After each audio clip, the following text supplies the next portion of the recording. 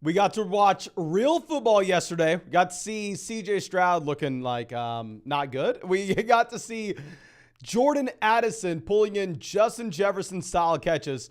Nonetheless, I'm just happy football's here. I'm going to be happy to hop into an updated 2023 fantasy football draft to give you all an idea of what's going to be happening today. Now, this is going to be a special stream, okay? Not only are we going to get in some Chihuahua drafts, this is what I would definitely recommend for anybody new to Underdog. $4 buy-in, $250,000 prize pool, $25,000 for first place. Great tournament for new people to Underdog. But I am also going to get in the tournament that we won last year, the Big Dog tournament, the $250 entry, $300,000 prize pool, $100,000 first place prize that we won last season. But let's first get a warm-up draft going with the Chihuahua 2. This is going to be that $4 league. That is a $25,000 first place prize, $15,000 for second, $12,500 for third, $10,000 for fourth. Yes, this is what I would say the best tournament is for new drafters on Underdog Fantasy. If you're new to Underdog, please don't run over and hop in a $250 draft that we'll be doing later on. But thank you so much, everybody, coming out and hanging out with us. Really do appreciate y'all stopping by, as always. And please, let me know if you are in this draft with us. Let me know. Okay. We're going to be at pick 4. Pick 4, we're going to get an elite level wide receiver, right? I mean, we're pretty confident about that. We're going to be looking at either Tyreek Hill or Cooper Kupp. And Alex coming out says, I have a 16-team draft, PPR, 6-point passing touchdown. Start 1 quarterback, 2 running back, 3 wide receiver, tight end, kicker, defense, shallow bench. How am I adjusting my rankings? Do we move quarterback as well as tight end up? If it's going to be a 16-team format, my man, I'm actually going to do the exact opposite. I'm going to move tight end down because after the first 8 or so tight ends, they're all about the same nonetheless. So I'm fine punting tight end in a format like this. I think that you're going to move up running backs just given the fact that there are going to be a short shelf life. And then after the first 32, they're all just horrendous. So I'm going to push RB up. And I'm actually going to probably punt tight end in that format. I want to be going after an elite level tight end in the leagues where it's only like a 10-team league, start 1 quarterback, 2 running back, 2 wide receiver, tight end. But Ben out here with us at 2. We got Crazy K in here, pick 6. More Than Just Solar in here, pick 9. We got David in here at pick 7. Scott in here, pick 8. Zach in here, pick 3. Thank you so much for everybody drafting with us. And let me see. We got here for the memes. Updated name says, hey, Mason, it's Chris. The super chatter changed my name. I'm about to be up at the 304 in the rookie draft. Single quarterback. Mims and Downs fell. Which one? Definitely going to go Marvin Mims now with the injury to Tim Patrick. I think you have to be taking Marvin Mims over Josh Downs. And I will be updating our Dynasty rookie rankings on flockfantasy.com tonight. And I'll be putting out an updated Dynasty rookie running backs rankings video or a wide receiver. We'll put out an entire tier list for everybody next week as well. Joel asking how you get a badge on Underdog. So if you are a white and black badge, that means you've done 500 Underdog drafts. If you are a white and red badge, that means you've done 1,000 Underdog drafts, my friend. Yeah. So yes, if you see a couple of people with red badges in your drafts, just know that they are absolute sickos like myself. And of course, if y'all ever want to get into one of these Underdog drafts, which we are doing every single night on this live stream, have not missed a day in over 100 days, not missed a day anytime soon. These are best ball tournaments, so no time commitment at all during the year. That's how I drafted 700 teams, and now I won $150,000 last season on Underdog. You can find that link in the live chat description comment section. If you sign up to Underdog with promo code FLOCK, they're going to match your first deposit dollar for dollar up to $100. Plus, you're going to get our 2023 fantasy football rankings, as well as a free trial to flockfantasy.com where you can find our 2023 fantasy football draft guide. Underdog's the same place where you have all the pick'ems that y'all see in the videos. And Underdog is available in damn near every state. You can see all the states here, ladies and gentlemen. But Pollard going off the board 19. Let's swing this back around. So we went Cooper Kupp round 1. Devonta Smith goes. What's the news on Mahomes? In line to play a quarter Sunday. Don't really care.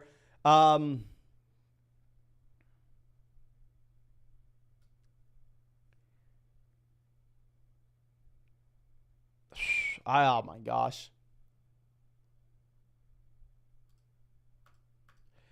We'll mix in Mahomes. I don't know what we should do at this pick. If Devonta Smith would have made it to us, I possibly would have made an argument. Well, let's go Smith. We can get Jalen Hurts on the way back around.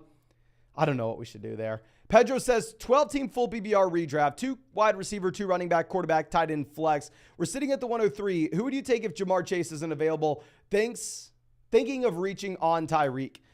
Personally, I wouldn't. I mean, personally, I'd be going Jamar Chase if Jamar Chase fell. And in this format in particular, I'd actually be going with either Kelsey or an elite level running back over the guys like Tyreek Hill, Cooper Kupp. At least just me, my man. Now, Taylor goes 24. Ben takes Calvin Ridley there, 23. Ridley's rise is not stopping anytime soon. And ladies and gentlemen, let's get some sparkling water going. We have not had some sparkling water on this live stream in quite some time, but I've had to dilute our sparkling water as of late. To curb me from drinking so much of it, I've been having to pour it in cups with water.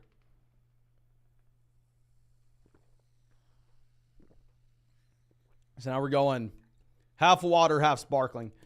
All right, at this point, I think we're probably going to go with a unique build, and we're going to try to have that unique build for the overall tournament while not sacrificing on a lot of upside. So we're going to go ahead. We will reach on Josh Jacobs, pick 28. If you look at the overlap between Kupp, Mahomes, Jacobs team, I would assume that they're going to be a little bit slim because generally Jacobs going more so towards the end of the 3rd round, at least in this tournament. Cooper Kupp obviously going at the beginning of the 1st round. So let's do it. Let's do it. Okay.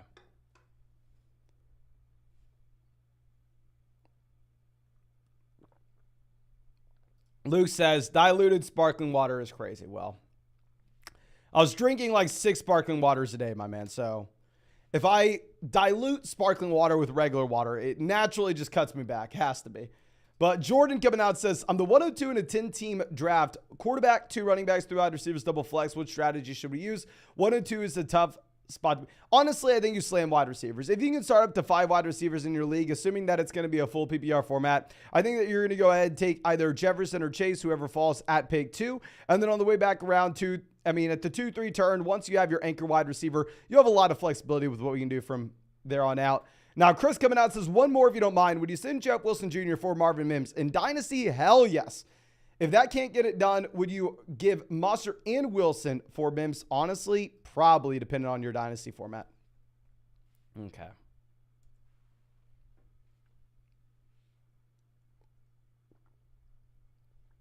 Okay. Keenan Allen going 34.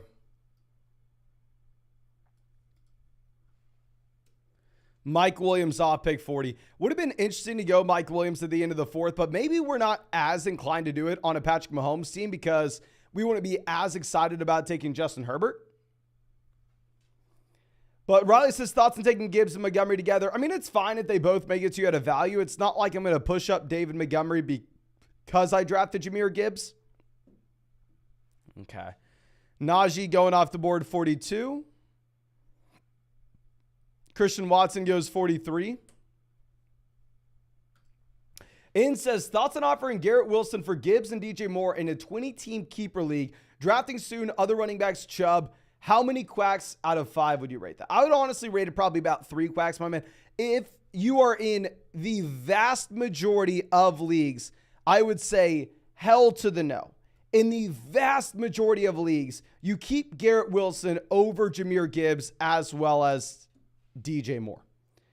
However, this is the one specific instance where it is a 20-team league where depth is going to be so hard to come by, especially at the running back position, that I would be fine doing this. So please do not listen to what I'm telling in here and think that you can take it to your own fantasy football league and make the same move. If you're playing in like a 10 or a 12-team league, you just want to keep the elite level wide receiver in Garrett Wilson. But in a 20-team league, I'm fine with that, my man.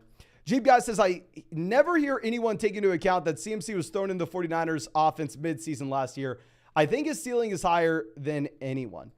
His ceiling is definitely higher than anyone. And honestly, I mean, the more that I think about it, the more that we look into it, the more I'm a little bit worried that we have not been drafting him just because I mean, I've been going through and looking at those drafts where we won massive tournaments on Underdog last year.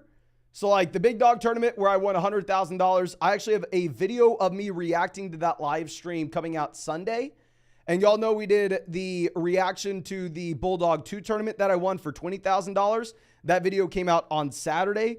And in both of those Underdog drafts, I took Christian McCaffrey. But literally both of them had it. But Ultra Ralphie says, where's the best place to draft from in a 10-team league? As long as you're inside the top 5 picks, I think it's all about marginal and up to you, my man. Honestly, I think it's all about the same. Now, we're going to go Kenneth Walker at 52, and I understand a lot of people are going to scream at me saying, Mason, you idiot, you can't only have one wide receiver through the first 5 rounds. This is never going to work. Okay, the draft I just recorded a reaction for of us winning the $100,000 on Underdog last year. That draft, I had one wide receiver through the first 5 rounds. Looked very, very similar to this. I think that Kenneth Walker is by far and away better than any other player that we're looking at here in round 5. I think we can find some wide receivers making it to us at the end of the 6th, the beginning of the 7th. So I'm going to go ahead and I'm going to take Kenneth Walker at pick 52. Okay. Joel asking what our CMC exposure is this season. I don't have a lot of Christian McCaffrey, if I'm going to be honest with you. I've been taking the elite level wide receivers over CMC just because this year in Underdog drafts, like I would way rather draft Josh Jacobs over Amari Cooper, Deebo Samuel. I'd rather draft Joe Mixon over Terry McLaurin, DeAndre Hopkins. I'd rather draft Kenneth Walker over Deontay Johnson, Christian Kirk. So I find myself slamming running backs in the middle rounds in a ton of these Underdog drafts. And it puts us in a position where I really want to be going with an anchor wide receiver at the very top. But War Rocket coming out says 10 teams start 11, double tight end, half point premium. I traded Garrett Wilson and Javonte Williams for Andrews and Kittle. What are your thoughts? Specifically because you have to start 2 tight ends and you're getting a premium on top of it, I'm going to be fine if this is a 2023 league. Obviously, Dynasty would be a little bit more difficult, but if it's just for 2023, I actually really like that, my friend. Okay.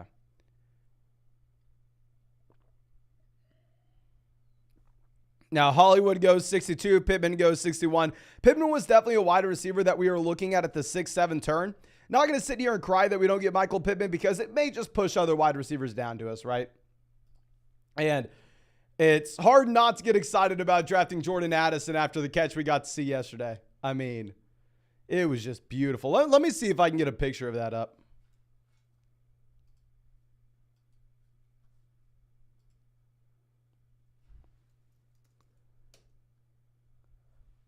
Okay, Mike Evans off the board, 64.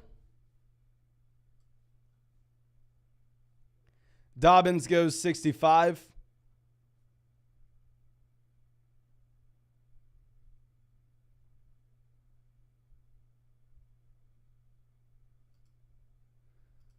Okay, what am I looking up here again? Oh, yeah, Jordan Addison. See if I can pull up this Jordan Addison picture real quick.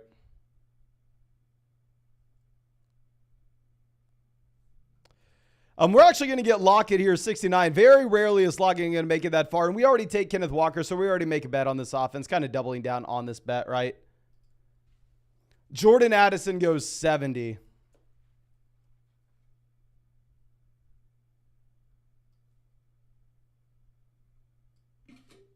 Okay, I think we just got that Addison pick.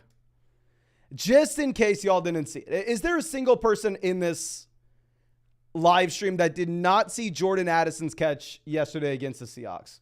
Please spam the chat. Let me know if you saw it or didn't see it, because I don't know if stuff like this is bringing up if everybody already saw it.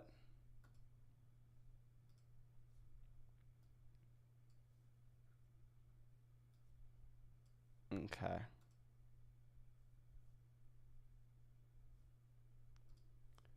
It was obnoxious. They called it incomplete. They didn't even challenge it. I'm assuming just because they're like, it's preseason, who cares? I don't even know if they can challenge it in the preseason. But it was one of the... It will be one of the best catches of the season. I don't know. But yeah, there were some people in the live chat that somehow did not see that. Looks better with the video, but I don't want to put up the video on YouTube and possibly get shut down on YouTube. I don't even know if we can put up the screenshot. But Leo coming out with the donation, thank you, says, in a 10-team Dynasty league with 2 keepers, I have the 8th. Okay, this is a keeper league, my man, if you only have 2 keepers. But I have the 8th pick, but I have Cooper Kupp, Derrick Henry, T. Higgins, Deshaun Watson. Who am I going to look to keep? I think if it's a Dynasty format, obviously I would take T. Higgins there. But if it is a 2-keeper league, you should just treat it like redraft. And there you just want to keep Cooper Kupp, Derrick Henry, my friend. Okay. Let's move this down. And we're going to get George Pickens, pick 76. I mean, in my mind, and I know people are going to roll their eyes at me saying this, but I am completely fine going 1 wide receiver through the first 5 rounds if it means I'm able to take Joe Mixon, Kenneth Walker, Tyler Lockett, George Pickens. Okay, so here's the main question, right? Because the team right after us is inversed. The team right after us at pick 5 went London, Deontay at wide receiver rounds 4 and 5. And then rounds 6 and 7, they went running back with Akers and Javonte. So can everybody please spam the chat? Let's go team A, and I will be team A. Okay, I'm team A. Or team B. What would you rather have? Would you rather have the combination of Joe Mixon, Kenneth Walker at running back, and wide receiver Tyler Lockett, George Pickens? Or would you rather have the combination of Cam Akers, Javonte Williams at running back, and wide receiver Drake London, Deontay Johnson? Please spam the chat. Let me know A or B, because I know a lot of people hate that we go running backs there where we do, blah, blah, blah. But I don't know. I mean, yeah, it looks like everybody in the chat saying A as well. And I don't think people are saying that just because it's me live streaming it. I mean, I just think that you are looking at a teardrop there when it comes to the running backs versus the wide receivers after like Christian Watson are kind of all the same through George Pickens for me, at least personally. Okay. Now let's move this back around.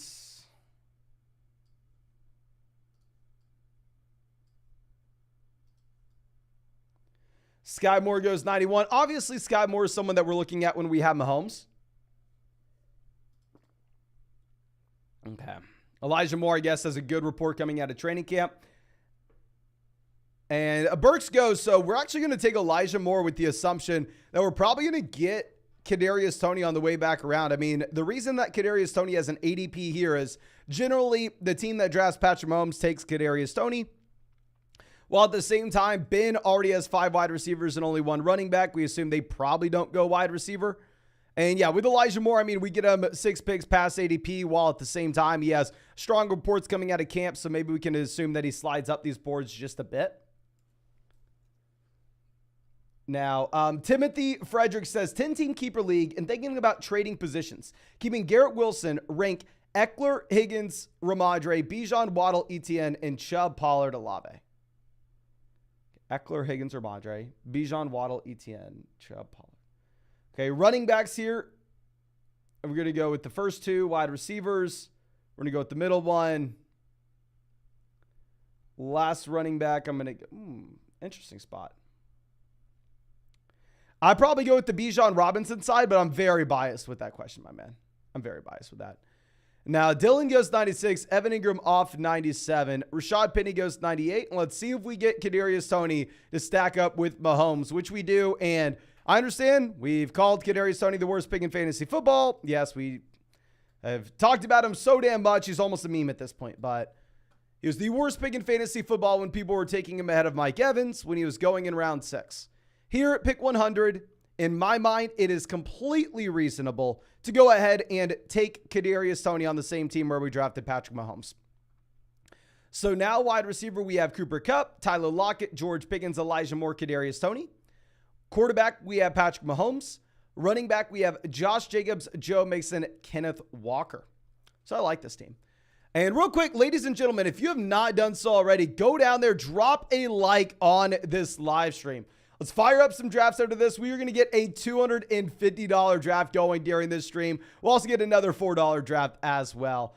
So, of course, if y'all want to get into one of these drafts with us, you can find that link to Underdog in the live chat, in the description, in the comment section. Promo code FLOCK, 100% deposit match up to $100. Plus, you'll get our 2023 fantasy football rankings, a free trial to flockfantasy.com. And on top of that, it's available in damn near every state. They're best ball drafts, so no time commitment at all during the season. Not meant to replace your main fantasy football league, just meant to be some extra fun on the side. But B Ballin says, Dynasty 12-team Superflex PPR. I'm in a rebuild. Thoughts on trading Bijan for Dak, Ayuk in a future first? No. Unless you have a 3-team trade where you have an immediate flip for Dak Prescott, there's no reason to sell Bijan Robinson on a rebuilding team unless you're getting just an absurd amount of future value in return. Peter, happy to have you, my man, says, happy to be back. A 4th pick in a PBR keeper format. I keep Waddle and Ramadre in forfeit rounds 7 and 8. Are we going to go with Tyreek Hill or Bijan Robinson round 1? Would like to hammer wide receivers rounds 4 through 6. Thank you. So no, thank you. If you think you're going to be able to find a bunch of wide receiver value there in the middle rounds based off your specific league, I would be fine if you wanted to go Bijan Robinson round 1, my man, especially in a keeper contest. But Jack coming out says, in a 10-team PPR 2 wide receiver double flex, I get the choice between picks 2 or 5 through 10. Do I take 2 and grab McCaffrey or go later with Tyreek Kelsey in an ESPN format? I think you're going to go either pick 2 or 5. It really does come down to, do you personally want to take Christian McCaffrey there at pick 2? If not, then honestly, I think you can pivot down to 5. But I do want a top 5 pick just based off how tiers line up. Okay. Let's move this over. And Anthony Richardson falling a few rounds here. If y'all remember, there were people taking Anthony Richardson round 8 earlier this offseason.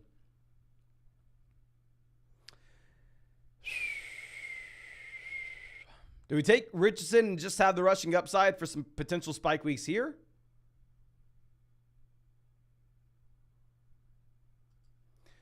Yeah, let's do it. We'll take Anthony Richardson.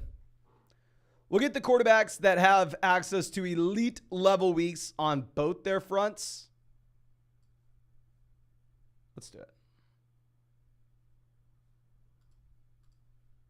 I mean, how many people are going to be able to take Anthony Richardson 117? And I mean, we do need to push our exposures up of Anthony Richardson just a bit. Now, the team after us already had 2 quarterbacks with Jalen Hurts, Kirk Cousins. But I'd be very surprised if both Ben as well as TP passed on Richardson.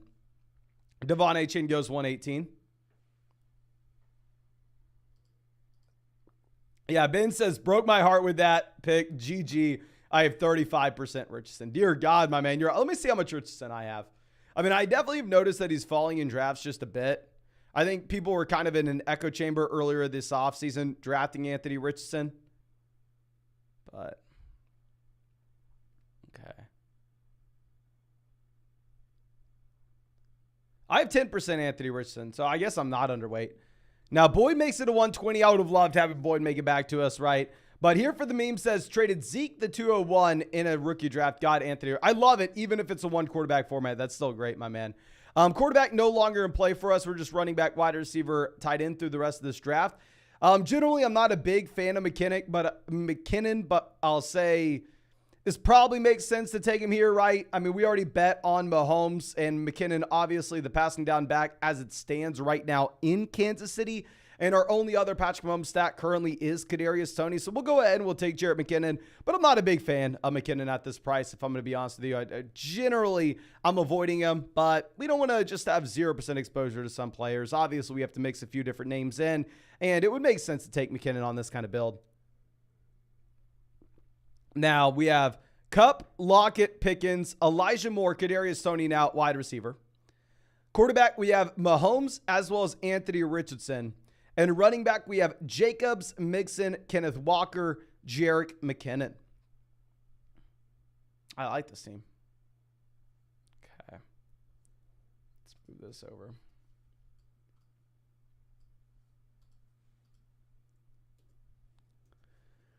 Now, Jalen Warren off the board, 129. Elijah Mitchell goes 130. Like, full transparency, in the majority of these drafts, I'm taking Elijah Mitchell over Jerick McKinnon. Like, if I did not have Mahomes here, or if I had, say, Mahomes, Sky Moore, and Kadarius Toney, I probably do decide at that point to take Elijah Mitchell over McKinnon. But Nathan says, who are your biggest fades in the top 10 rounds of Underdog? Mine are Kupp, Gibbs, Swift, Waller. Drafted these guys less than 5 times combined. Let me see, my man. Let me see. Going to go to my exposure sheet on Underdog. Let's look at the players I've drafted in 2% or fewer leagues. Okay. Y'all are going to hate me for this. Amon-Ra St. Brown, 2% or fewer leagues. I am not actively fading St. Brown. It's that I prefer Devontae Adams. Christian McCaffrey in 2% of leagues.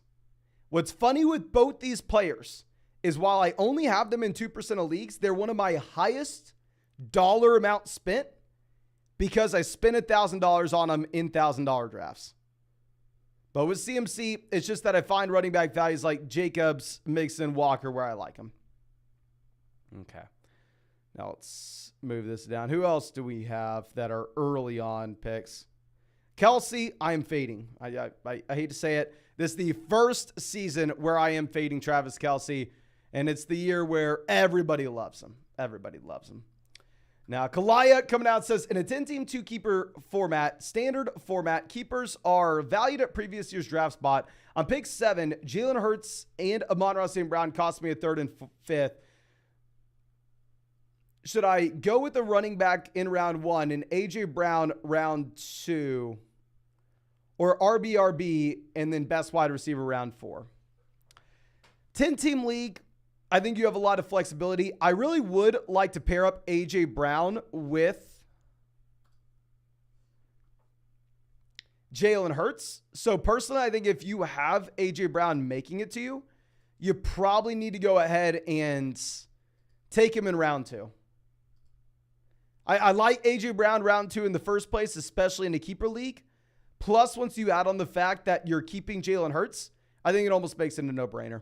Now, we're going to go Van Jefferson, 141. I feel like this is an easy thing to do when we have Cooper Kupp and make that consolidated bet that the Rams' passing offense is maybe a little bit better than people expect. Okay. Now, Boothie says, in a 10-team app PPR, 1 quarterback, 2 running backs, 2 wide receivers, a tight end, and a flex, and I'm at the 2 spot. Just curious in your approach and what rounds 2 and 3 would be. Round 1 going to be Jefferson or Chase. Honestly, I would not do that in this league. Half PPR, where you can only start 3 wide receivers at the very most in a 10-team format, I think you slam an elite tight end either in Kelsey or an elite running back in CMC round 1. And then I honestly look to go RBRB at the 2-3 turn as well, specifically in this format. And because you're just going to be able to find so many strong wide receivers later on in your draft. Okay, let's see what we're going to get. We're drafting 2 quarterbacks, 5 running backs, 8 wide receivers, 3 tight ends in this league. Do we go with the year 2 tight end in Tennessee, or do we go with Jonathan Mingo?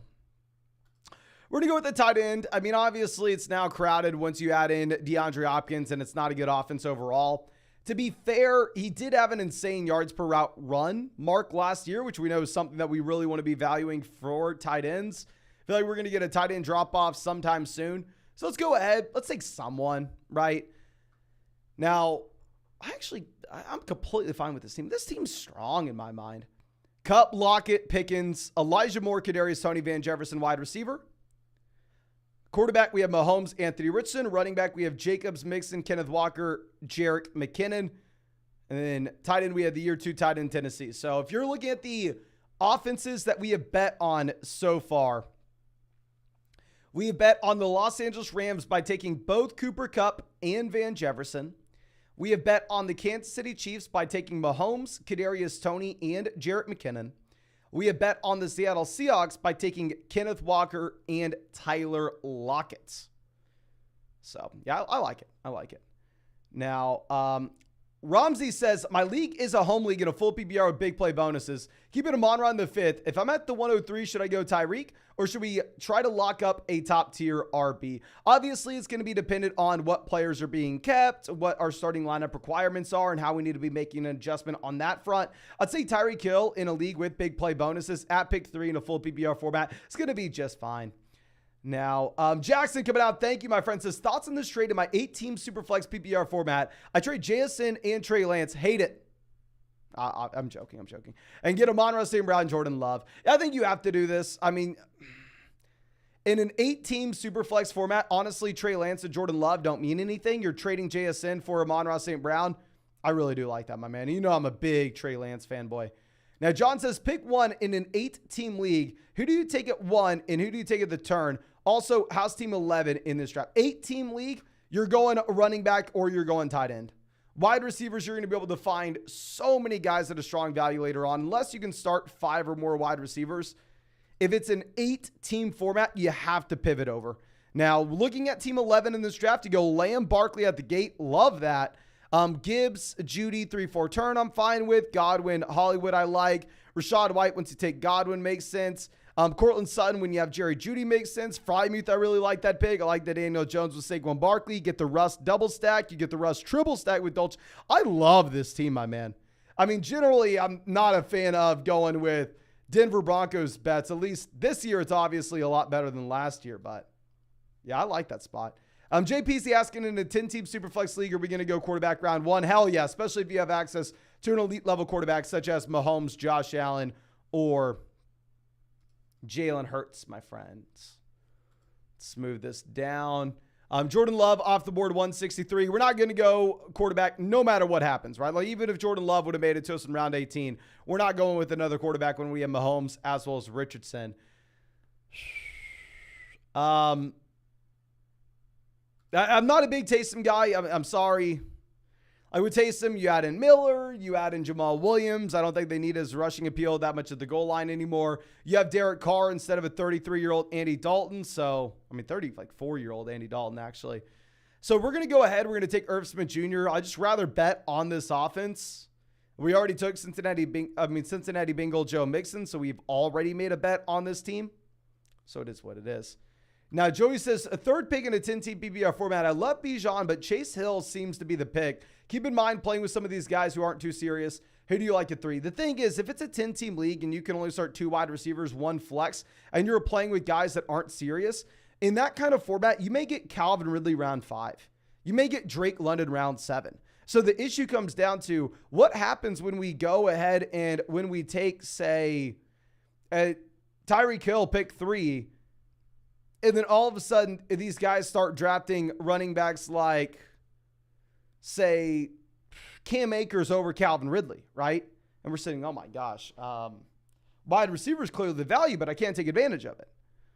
So what I have found in those leagues where people aren't taking it super, super serious, I'd probably rather pivot over to RB around 1.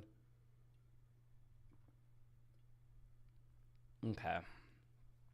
Taysom going off the board, 170. I would have taken Taysom if he would have made it back around to us. This point, I actually probably want to be going ahead and taking Ezekiel Elliott here. Just getting exposure to a running back that can find himself in an offense where he has a goal line role, right? I mean, if he goes over to New England and is the goal line back, he goes over to Miami as the goal line back, he goes over to Minnesota, it doesn't really matter. I mean, if Ezekiel Elliott signs, I do think that you're going to be in a spot where this is a running back that has access to some touchdown upside. So we'll take the swing on him, pick 15. I mean, this is a $4 buy-in, $25,000 for first place, right? So, I mean, we should be going ahead and just trying to swing for the fences here. Okay. Let's move this down.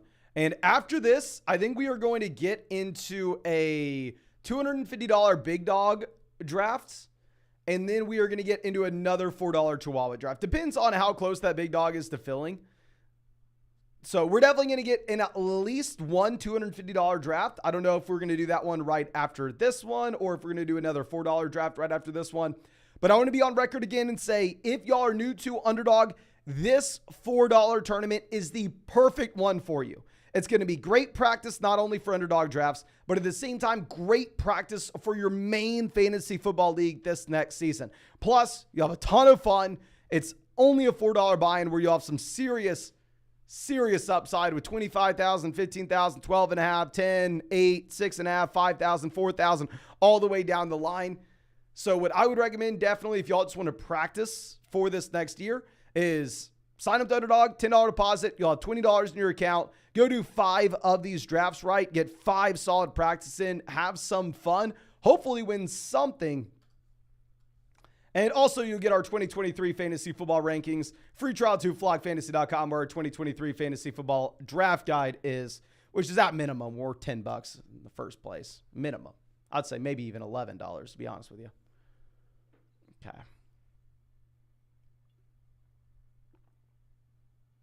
Okay. Now, Dawson Knox off the board, 185. Young BC says, what happens if Best Ball Mania overlays? I'll talk about this in just 1 second. And if it happens, it's great. Not for Underdog, but for us. Okay. Now, Zamir White off the board, 186. So here we're pretty much going to go wide receiver, tight end through the rest of this draft. A lot of people are taking Justin Ross here, especially with Patrick Mahomes. A lot of people are taking Richie James, especially with Patrick Mahomes. Personally, I wouldn't be too excited about it. We're just going to go ahead and take Tyler Conklin and have 3 tight ends on a week 7 bye, and then we'll get whatever wide receivers make it back. But Max says, in a 12-team regular redraft league, Herbert, Bijan, Jacobs, Ridley, Watson, and oh my gosh. Andrews, Javonte Jason, Quentin Johnson, Elijah Moore, Charbonnet, Tony Bateman, Elijah Mitchell. Beautiful team. Beautiful, beautiful, beautiful team. The only thing I could possibly say is if we have like Andrews as well as, say, Rashad Bateman down there, I would really like to, if we can trade Justin Herbert in a small piece, such as like Elijah Moore, Justin Herbert, and Quentin Johnston, and pivot over to, say, Lamar Jackson. I think that'd make a lot of sense. But, I mean, that's a phenomenal team in a 12-team format, my man. Okay. But CJ Stroud off the board, 192. Now, CJ Stroud just looked so bad yesterday. Obviously, it doesn't matter. It's preseason. And speaking of preseason, do you all want me to... Is he already gone?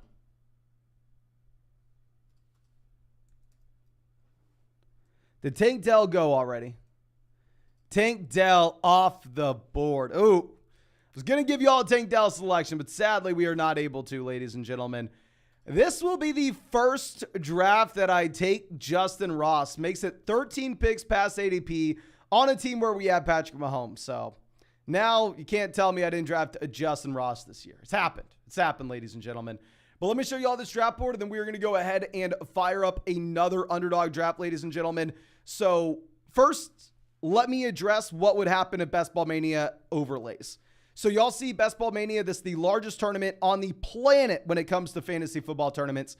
It's a $25 buy-in and a $15 million guaranteed prize pool. You see that it's guaranteed with the little G up there right above the Best Ball Mania name. So this means if, say, only $12 million of drafts are completed by the time the season gets here, Underdog has to put in $3 million of their own money into the league pot to cover that guaranteed prize pool. Personally, I don't think that there's going to be an overlay. Personally, I don't think that there's going to be an issue filling it. It's same thing with weekly winners. The same thing would happen if it doesn't fill. Underdog would have to put their own money in there. I think it will fill. Obviously, it'd be great for anybody who's drafted a team if it doesn't, though.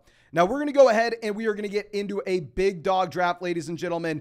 This is the tournament that I won last year. I won a couple tournaments last year. This is one of them. This was the biggest one. This is a $250 buy-in, $100,000 first place prize. This is the big boy here, ladies and gentlemen. Hopefully, we can find as much success this season as we did last year. We almost won this tournament 2 years ago as well on Underdog. The fact that we almost went back-to-back is literally crazy, but maybe we can make it work this time. There are 3 spots open in this draft, ladies and gentlemen. So if you want in, feel free to get in here with us. And I do want to be on record in saying that this is not a draft for new members of Underdog Fantasy. Please, please, please. Do not think you can come in here and just step into this draft room for the first time. These are for people that have been drafting a long time. That $4 draft tournament that we'll be doing again after this, we're going to be primarily doing those low stakes drafts, right? those are going to be the ones that you want to do if you are new to Underdog. Okay. And yes, we will change the buy-in. Thank you, Teresa, for reminding us. One spot left. One spot left.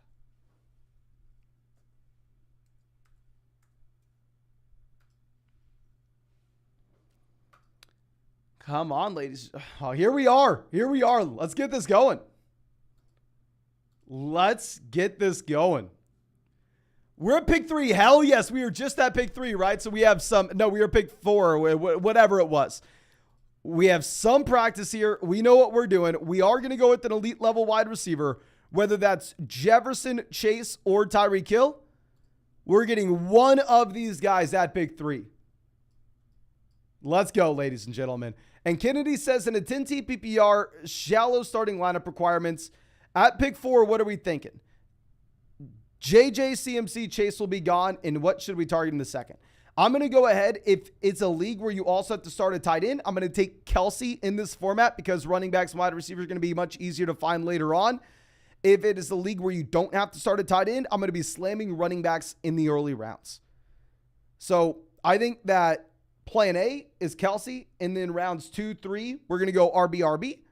Plan B, if you don't have to start that tight end, it's just going to be going, honestly, running back through like the first 3 rounds. If it is a 10-team league where you only start 2 wide receivers and 1 flex, you really need to pivot heavy to running back. But Sam in here with us, pick 11. David in here with us at pick 5. Now, Terry in here, pick 8. Let's go. Let's go. B-Ballin asking what the lineup size is on Underdog. Underdog, you're going to start 1 quarterback, 2 running backs, 3 wide receivers, a tight end, and a flex. But since it's best ball, no time commitment at all during the year, you don't actually submit your starting lineup each and every week. Instead, the best starting lineup is automatically submitted for you at the end of every week. So, say you take Marquez Valdes-Scantling and he randomly pops off and he has a 100-yard receiving touchdown that nobody expected, then he would slide into your starting lineup probably as like a wide receiver 3 or a flex. Okay. Now we go Tyreek, pick 3. Afterwards, not too many surprising things. Lasagna Lover does take Bijan Robinson over Austin Eckler. So Eckler falling a little bit in this draft, ladies and gentlemen. Just a little bit.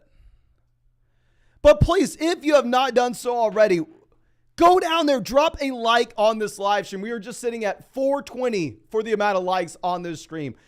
Let's get this up to 1,000. This is a $250 Underdog draft, ladies and gentlemen. What are we doing here?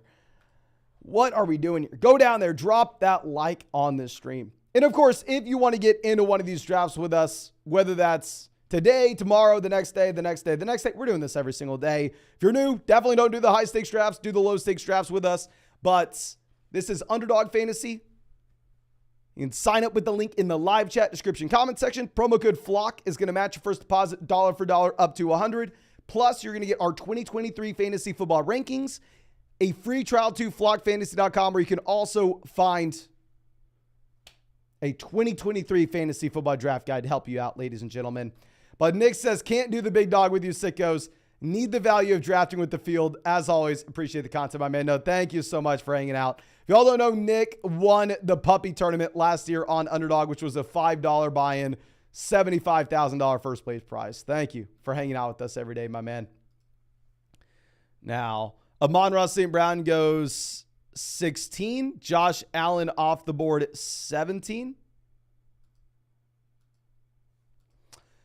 Very rarely are you going to see that Diggs team reach to get Josh Allen there and complete that elite level stack there at the 1-2 not at the 1-2 turn, but in the first and second rounds. I mean, you saw it a lot at the beginning of the offseason. Just now it never really happens. Okay, Waddle, Pollard, both off the board.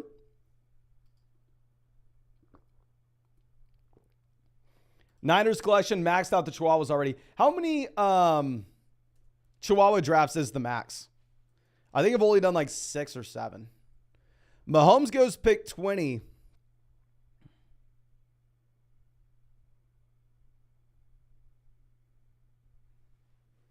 Okay, max is 15.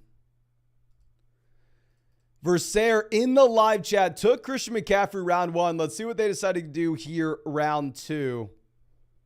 I have our plan A and our plan B. They go with our plan A and Chris Olave. So we're going to pivot over and we are going to get the elite level quarterback in Jalen Hurts. Now, you'll see me in a lot of these drafts not take Jalen Hurts there in the second round. But the issue is with Mahomes and Josh Allen already off the board, we essentially have no shot at getting the elite level quarterback unless we take Jalen Hurts here at pick 22. So yeah, let's go ahead and we'll lock him in. I'll be fine with a bunch of these different names that can make it back to us pick 27.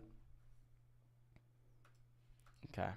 Yeah, and if Mahomes, Allen, and Jalen Hurts were all still available on the board, I would not have taken a quarterback. I would have taken a different player there at 22 and then had one of the quarterbacks make it back to us at 27. But there's no shot. At least in my mind, the probability that Jalen Hurts makes it to us at 27 if we don't take him there at 22 is going to be pretty damn slim. Now, Calvin Ridley goes 25. Honestly, I really like this. I would have rather had Jonathan Taylor, T. Higgins over Calvin Ridley anyway.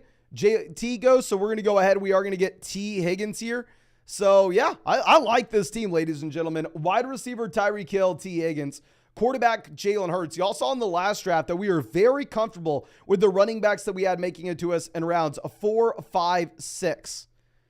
So, or 3, 4, 5, wherever the hell we took those running backs in the last one. But let's take T. Higgins here. I know a lot of people are going to be screaming, well, Mason, come on, blah, blah, blah. T. Higgins wasn't good last year. Look at his points per game. He fell from wide receiver 12 down to like wide receiver 22. In reality, if you remove the games where he played fewer than 30% of the snaps, his points per game still at him as the wide receiver 12 last season. He had back-to-back finishes essentially as a low in wide receiver 1, high in wide receiver 2. And in Underdog, where it's going to be very hard to find that wide receiver value later on, I'm fine with Higgins in round 3. But Rick coming out says in a 12-team PPR format, we have Cousins, Aaron Jones, Montgomery, Jefferson, Devonta Smith, T. Higgins, Dallas Goedert, Christian Watson, Jordan Addison, Damian Harris, Deonta Foreman, Jordan Love, Tyler Algier. What are your thoughts? So round 1, Jefferson. Round 2, 3, Smith, Higgins, or Aaron Jones. I like that we made the one bet going into this next season, and you only have to be right on one thing. The bet that you made is that the Minnesota Vikings are top 3 in the NFL in passing attempts as well as passing yards / touchdowns. If that ends up happening, you probably win your league. If it doesn't, you're probably toast. Brandon flexing on us, saying in his underdog draft, he started Kelsey, Brown, Stevenson. Oh, that is beautiful, my man. That's beautiful. And Sergio asking a question about Tank Dell. Okay. Please listen closely with this, because I know we'll have some people that aren't like super diehard fantasy football, blah, blah, blah. And they'll see Tank Dell after last night and they'll get excited because we haven't seen a wide receiver score a touchdown in almost a year. But Tank Dell is not someone you need to concern yourself with. In Underdog best ball drafts, where if you take Tank Dell as a wide receiver 6 and he turns into a wide receiver 3, and he really helps out your team, sure, you can draft Tank Dell on Underdog. However, in your regular redraft format, if you roster Tank Dell and he ends up being the wide receiver 33 from a points per game perspective, which would be a massive hit for his expectations right now, it still fundamentally will not help your team. It will make no difference whatsoever. So if you're in like your regular redraft league on ESPN, please, for the love of God, do not waste the roster spot on a 165-pound wide receiver for the Houston Texans. Now, in Underdog drafts, you are more than welcome to go ahead and take him. Go right ahead. Go right ahead. And that's one thing that's nice about Underdog drafts, right? I mean, you can make your bets on those round like 6. I'm sorry, not round 6, like those wide receivers 6, 7, and 8. And if they end up turning into a wide receiver 3, it's a good bet. Now we're going to go ahead. We're going to take Terry McLaurin here, pick 46. Last draft, we went Joe Mixon. Sadly, Mixon's not going to make it back around to us. Now, the interesting question is if Burrow were to make it back, do we take Burrow to pair up with Higgins? If Justin Fields were to make it back, do we take Justin Fields to go ahead and just have access to another quarterback with an elite level rushing ceiling? But let's see. Brandon Ayuk goes 47. Yeah, that's the Chase team. You assume that they go Burrow on the way back around 50. If I were Sparkles, I go DJ Moore or Justin Fields. Now, obviously, I'm very biased in saying that, and that I already have Jalen Hurts. But I don't know. Justin Fields goes 48. We have Johnny wanting us to go Aaron Jones to start the running back room. I'll ask, how about this? Everybody spam the chat. Who do you want for us to take at pick 51? And I just watched what's so funny about this is I literally just reacted to the Big Dog draft on Underdog last year, which we live streamed and won $100,000. And what y'all saved me was I asked the chat what y'all wanted us to do with our 503. It was the 503. And everybody screamed at me to take Mahomes, and we ended up winning the league for that reason. Everybody's spamming Aaron Jones. I personally would rather have Kenneth Walker. But for the sake of y'all winning me the tournament last year, literally with me asking y'all a question at the 503 and who y'all wanted, I will go ahead and take Aaron Jones. Now, full transparency, I do not like Aaron Jones, at least not this season. But we do have to mix him in sometimes. We need a running back. It's not like we can just take Kenneth Walker here every single time. And y'all won me the tournament last time, so hopefully y'all can win it for me again. Now, Damian coming out says, I have the 9th pick in a 12-team PPR format. Very high on St. Brown this year and want to do a double wide receiver start, but don't think he'll make it back around. Is it a reach if I grab him in the first round over someone like Stephon Diggs? Personally, I would say yes. Now, honestly, I am not too in love with you going wide receiver in your regular redraft league, unless you, at minimum, have to start 3 wide receivers and could get up to 4 or 5 wide receivers starting. But if it's a league where you only start 2 wide receivers and 1 flex, I really don't want you to be going wide receiver at the gate. I'd rather you maintain some flexibility through the rest of the draft. So it is what it is, my man. It is what it is. Now we have Lockett, 55, Kirk, 56. Jacob asking what league format does your 2023 rankings work for? Yeah, so if you look at flockfantasy.com where we have our 2023 fantasy football rankings, those are not for Underdog. That is for your regular redraft league where you're submitting your starting lineup each and every week.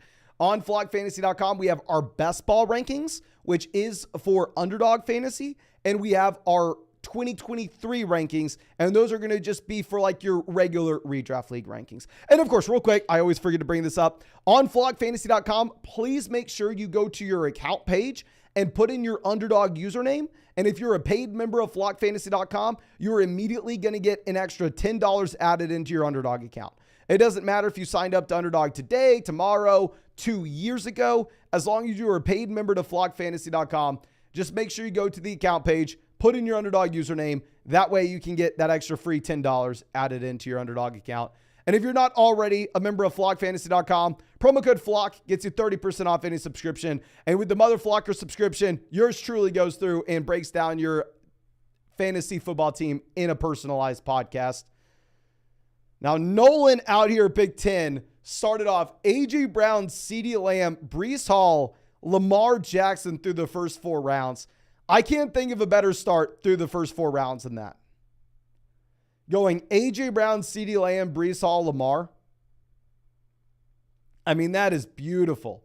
Teresa says, Team 11, 5 wide receivers in a row. Yeah, Chi-Town True is Sam in the live chat. So he goes 5 wide receivers straight with Adams, Keenan, Judy, Godwin, Hollywood. Okay, let's move this back around. Lawrence goes, so Kittle is injured. I guess that's making Kittle fall a bit in this draft.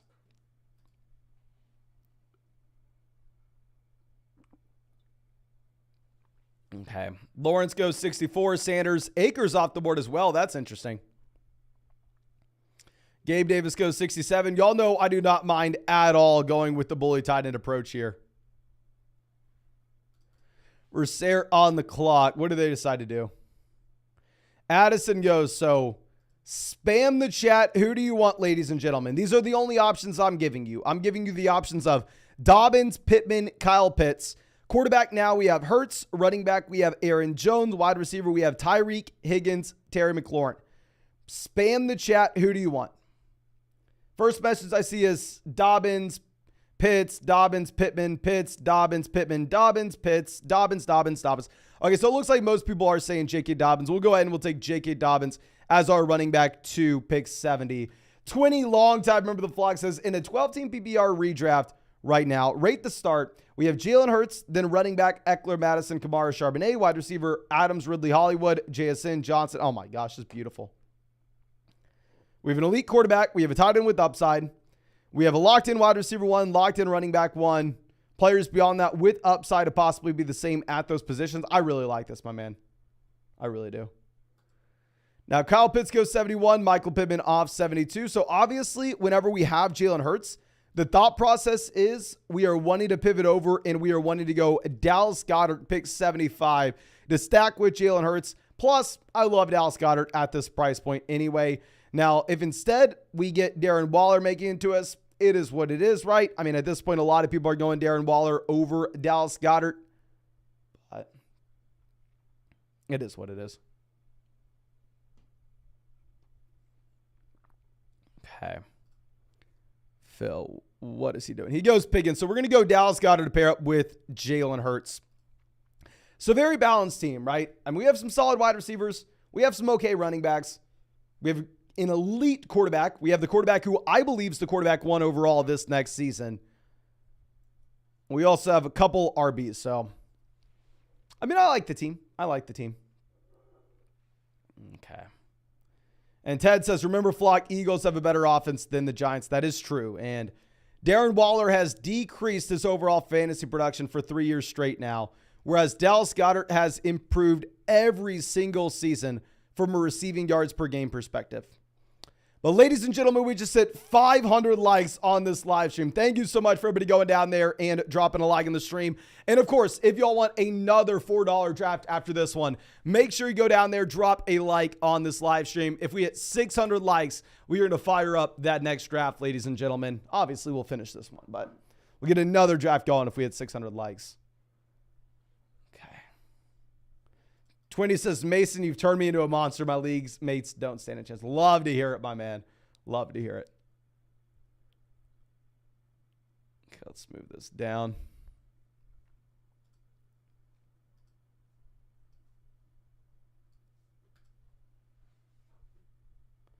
Austin says, I don't think Waller has gotten worse. I think Carr in his situation just got worse.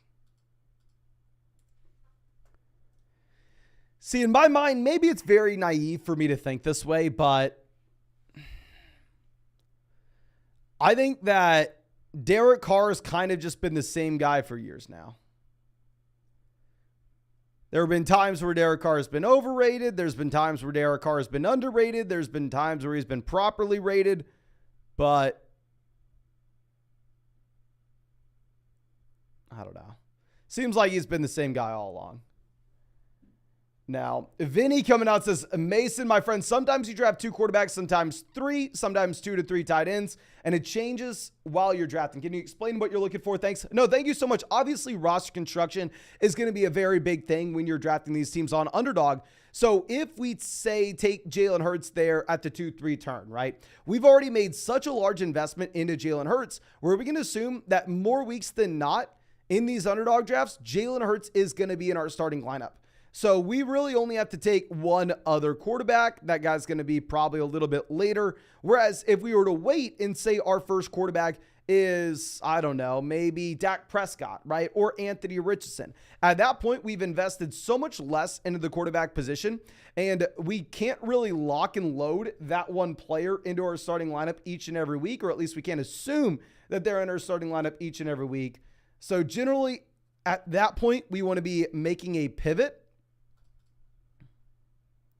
And we want to be pivoting over to taking 3 quarterbacks, and it's almost the same thing, right? So if I say take Dallas Goedert as well as Kyle Pitts, then at that point, I've already invested so much into the tight end position that it doesn't really make sense for us to take a third guy. Versus if I wait in our first tight ends, Tyler Higbee, then I really haven't spent that much at all on the position, and we could feel more than welcome to go ahead and take that third tight ends. But we're going to go ahead. We will take Dalvin Cook here, 94. I mean, we did this thought process in the live stream yesterday, but nobody could give me a good answer. And I'll ask the question again if anybody's had a good chance to think about it and is ready to give a better answer. But what situation does Dalvin Cook find himself in where it makes sense for a team to sign him? Obviously, he's not going to San Francisco. It makes sense for a team to sign him, and he goes lower than pick 94 in fantasy football drafts.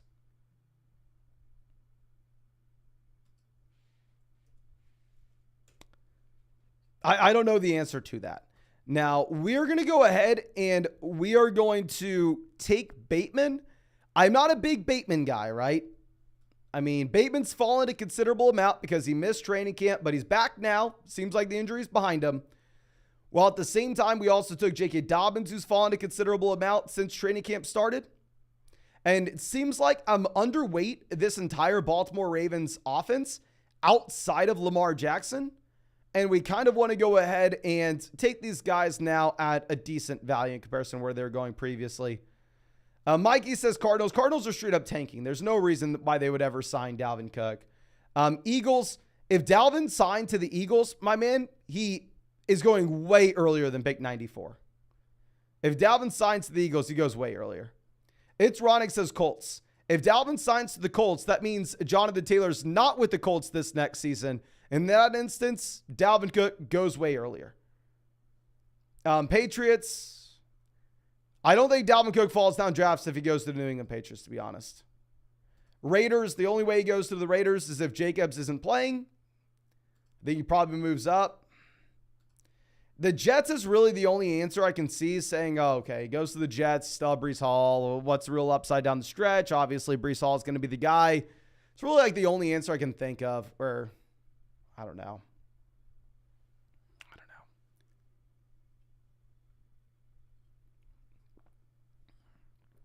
Now, after we go Bateman, a little bit of a run on wide receivers with Tony, Thomas, Boyd, Jameson off the board. I think with this team, we're going to go ahead. We're going to take 2 quarterbacks. We're going to be taking 3 tight ends more times than not because this is a smaller field tournament. This isn't like Best Ball Mania. This isn't like a puppy tournament where you're going up against so many other teams. You need to have the highest ceiling possible and take that extra wide receiver. Instead, I mean, this is a 1,300 person tournament, right? It's not the craziest thing in the world to win this tournament. So I probably want to grab the extra tight ends. Probably want to go like 6 RBs, 3 tight ends, 2 quarterbacks. Now, Greg Dulcich off the board, 109 next to Pat Frymuth as well as David Njoku. That's really surprising to see that selection there. But Ethan says, if you could pick your own pick, what number would you be and who would you draft? PBR league with college friends. If I could pick my own pick, I'd go 101 and just take Justin Jefferson. But in reality, I mean, I think that you're going to be fine with anything inside the top 5. I'd definitely make sure that we get a top 5 pick, my friend. Now, Devon Achane goes off the board 110 to Sam. OMG, which is Nolan on the clock. Sure, they're not too happy with us taking Bateman. I'm sure he would have liked Bateman falling to him. He had Lamar. He goes A.J. Dillon. Great pick with Dillon. I mean, I would have been all over Dillon if he would have made it back to us.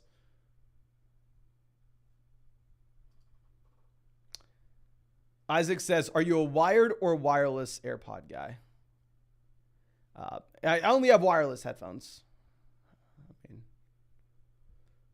I don't know the last time I saw someone with wired headphones. I didn't realize that people are still wearing them. Kincaid goes 113. This kind of just puts us in a good position as well to just go with plan A.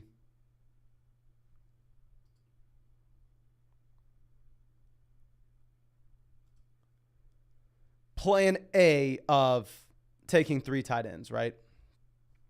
Lasagna Lover takes Geno Smith.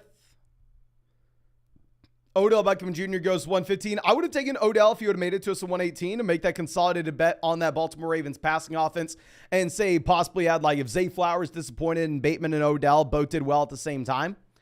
Nico Collins goes 116.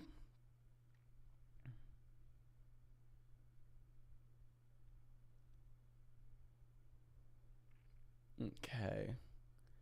Rosaire on the clock. Did they take Hawkinson? No, they took Waller. They go Daniel Jones. Crap. Daniel Jones was going to be our pick.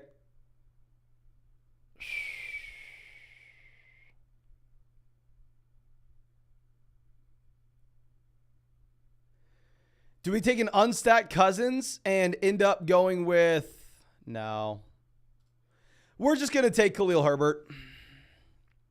I see some people in the chat telling us that they wanted us to go with the Lazard and Aaron Rodgers stack. I don't know. Sorry, yes. I mean, I would have been excited about having Daniel Jones because Daniel Jones, you can grab some of his wide receivers later on.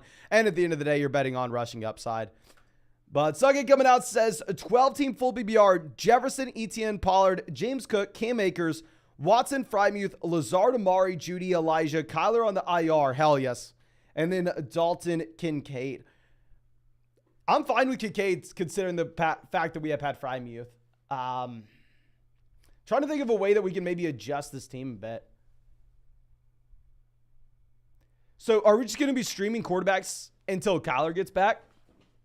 If that's going to be the case and we end up needing to drop someone, Allen Lazard, someone that I'm not really excited at all about in a regular redraft league, because what's the realistic upside of like Allen Lazard turning into someone that you can confidently start each and every week? Say that upside's probably limited. I'm going to go Dobbs here. I don't know what to do. We'll go Dobbs and potentially take Love later on. So yeah, I would say Lazard's definitely the first cut that we have there, whether that's try to get another high upside running back off the waiver wire.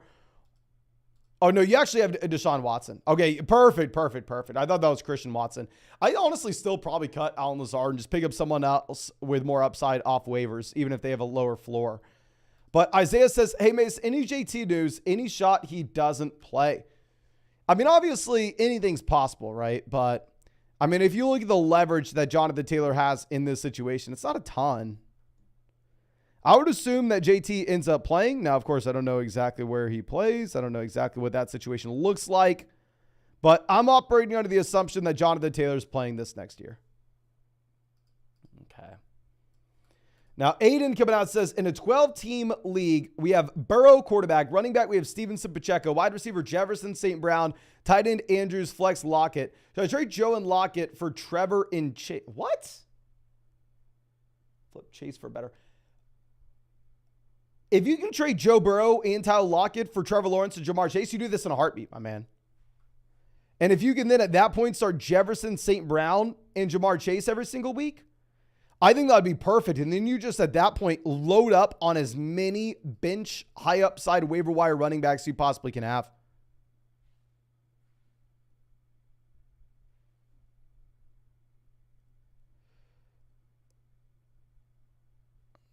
Okay.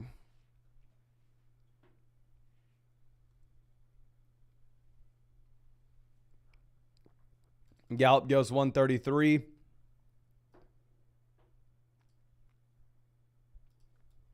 Smooth this over. Goff falling a considerable amount at this point. We don't have any Lions where I don't necessarily know if it makes sense for us to go Goff. I mean, once we have Aaron Jones or Romeo Doubs, right, we're pretty much penciled in to go Jordan Love as our quarterback too and essentially make a bet that the Packers offense is maybe a little bit better than people expect.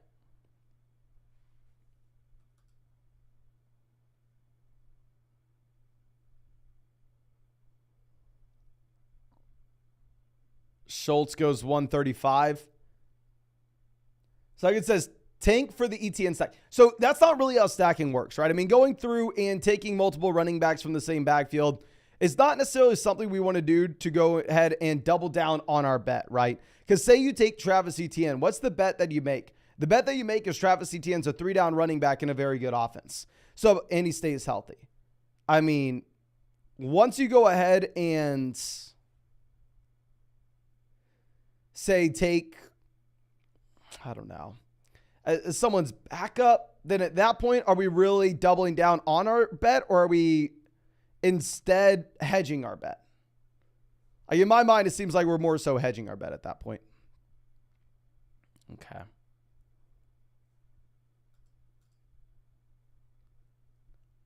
Okay, Tyler Algier goes 140. Sarah on the clock. Goes Tyler. Hey, I hate drafting next to you.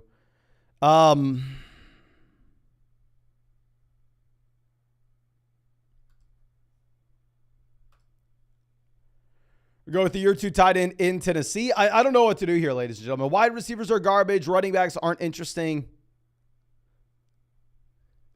MVS goes 143. God, I hate drafting next to Versailles.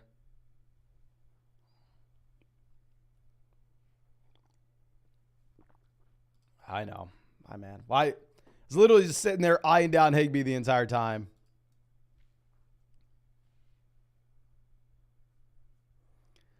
Komet goes 145.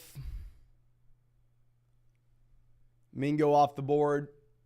I don't want to take Miller. Like the fact that they were even interested in bringing in Kareem Hunt, I don't know what that's about. I'm going to go ahead. I'd probably take Adam Thielen. Let's go Thielen. Just in case we miss on the Jordan Love stack, I guess we can set up a Bryce Young stack if we really want. We know that we're going to have to take another wide receiver at some point. I don't know. So wide receiver now, we have Tyreek, Higgins, McLaurin, Bateman, Dobbs, Thielen. Quarterback, we have Hurts stacked up with Goddard. Running back, we have Aaron Jones, J.K. Dobbins, Dalvin Cook, Khalil Herbert. It's an okay team. I don't necessarily think we made too many mistakes, but by no means is it a team that I think is going to win us $100,000. Now, Nick says he's in here, pick 9. Let's go ahead and let's check out Nick's team at 9. Eckler, St. Brown out the gate's going to be a start that not too many people have. Going ahead, taking Jahmyr Gibbs to double down on that Detroit Lions offense. I'm assuming we took Jared Goff later on. Christian Watson, Deontay Johnson. I really don't understand the Trevor Lawrence selection, if I'm going to be honest with you. A lot of times, Lawrence will actually end up making it back to you in round 7. And I'm fine taking him in round 6 if, and I repeat, if you took Ridley, you took Kirk, or you took Etienne. But if you didn't take any of those guys, I don't know if I love Lawrence 64, Flowers 81, Rashad White 88, strong value, like the Njoku pick, Anthony Richardson 112. Yeah, so the only note that I'd have with this team overall is I definitely would have preferred, instead of going with like Trevor Lawrence there, to instead go like Jared Goff 136 and then possibly take 3 QBs. So instead of like Lawrence, going like Miles Sanders or George Kittle, you know? Tom asking, where do we use your code when depositing on Underdog? So if you click the link in the live chat, it should immediately take you to Underdog, set up an account, everything. If you click the link in the description, live chat, or comment section, hopefully it will automatically populate that code for you. And then if not, you should see a promo code section just to double check and make sure you use promo code FLOCK. And make sure you use promo code FLOCK if you want to A, support this channel, B, get our 2023 fantasy football rankings, and C, get access to our 2023 fantasy football draft guide on flockfantasy.com with a free trial, ladies and gentlemen. Joe says, who is this Tank Dell? Should he be on our radar? He is a severely undersized wide receiver coming out of Houston, weighs 165 pounds. He was a target hog in college, which you really like to see, but I don't know. I think Tank Dell can be someone you can draft in underdog drafts. There's no interest in Tank Dell in your regular redraft league. No interest. Reed goes 161. Dawson Knox 162. Kenneth Gainwell 163. Little interesting.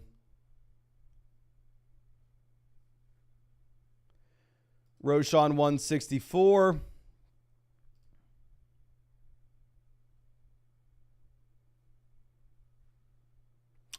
Actually, I guess we're going to mix in Miller and assume that we get Love on the way back around. I mean, nobody there has any Packers. They don't have Christian Watson. I mean, Jaden Reed already off the board, so they can't even stack him in that way. So we're going to take Miller just because, hell, ADP 147, we're getting him 166. I haven't drafted him a lot. I guess we should mix him in, but we'll make the unique pick and assume that we get Love on the way back around. Like I said, we did put in some backup plans here where if we don't get Love to pair up with Aaron Jones, Romeo Doubs, we could always decide to pivot over and go like Sam Howell to pair up with McLaurin, Bryce Young to pair up with Thielen. Rex says, watching the preseason tonight? If so, which game? I do not even remember which games that there are, but you better believe I'm watching it, my man. Why do you think we have this live stream set up the time that it is? What games are we going to have tonight? Okay. Giants, Lions, Commanders, Browns, Broncos, Cards. If Russ is playing, I'm probably most excited to watch the Broncos. Let me know what y'all think about this. Do you like it or dislike the fact that there are preseason games starting at 10 p.m. Eastern? Does that not seem wild to y'all?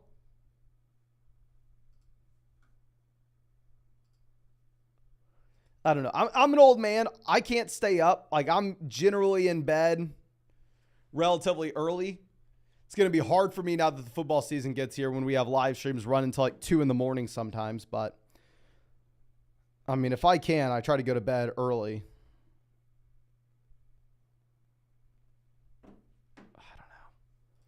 Vinny says he likes it. I guess, yeah, it depends, right? If you're on the West Coast, it's going to be nice. If the game starts at 8 for you, sure, it's cool. I'm sorry, it would start at 7 for you. Never mind. I wonder, God, would it be better for me to be on the West Coast in terms of streaming and everything? The only drawback is I'd have to wake up earlier on Sunday mornings, but the late night live streams wouldn't be nearly as late as usual, right? At least for me, that is. Okay. So we take Love. I think Love's going to be a no-brainer selection to pair him up with Dobbs as well as Aaron Jones. I mean, hopefully Jordan Love's good this year. There are a couple Jordan Love stacks that we have. But we're about to hit 650 likes on this live stream, ladies and gentlemen. So go down there, drop a like on this stream, and help us out. And Trevor says 10 a.m. kickoff is the greatest football all day. Yeah, so the worst thing ever used to be having to wake up and wait until freaking noon for football to start.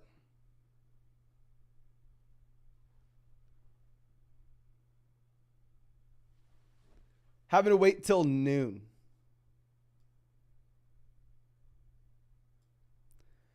Now it's fine for me, just given the fact that I live stream in the mornings, you know, so I'm doing something all the way leading up till kickoff. I wake up at like 6 in the morning, start live streaming at 7. But before I was doing that, before I had like a job on Sunday morning, I was just like sitting there twiddling my thumbs going, okay, I can't really do anything on Sunday morning. I got to wait for football, right? But Sergio coming out says, just reach out to Scott Hansen's team. Scott and Mason collab coming soon, hopefully. So, would be awesome, my man. And I would owe you a big time thank you if you can set something like that up. Now let's move this back around. Because this is a smaller field, high stakes tournament, we're going to be taking an extra running back and an extra tight end. So we're going to be going with one more wide receiver, one more running back, one more tight end in this draft. So let's see what values make it to us.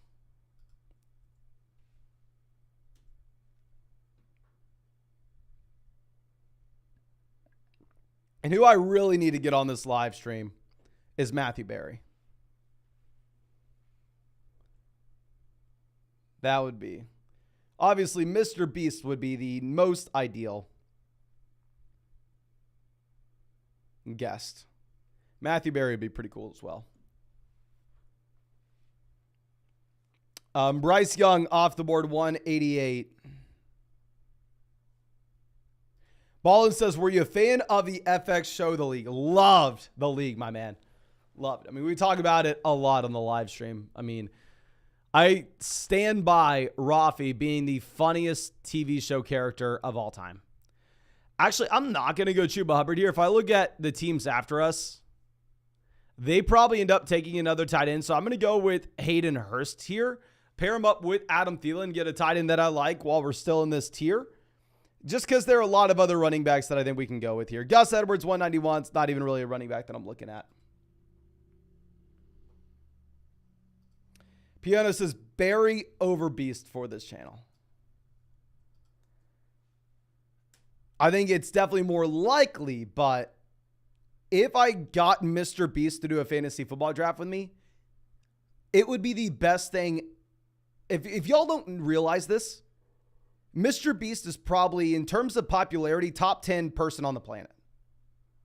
Like, on the planet. And obviously, when it comes to YouTube, which I'm on, he is the number one biggest person on the planet. There are more people that watch YouTube across the world that know who Mr. Beast is than know who Leonardo DiCaprio is, than know who probably LeBron James is, to be honest. So, yeah. Having Mr. Beast on this channel, like, y'all don't it's hard to comprehend big numbers, but his videos get hundreds of millions of views. It would not only change my channel forever, it would change fantasy football forever.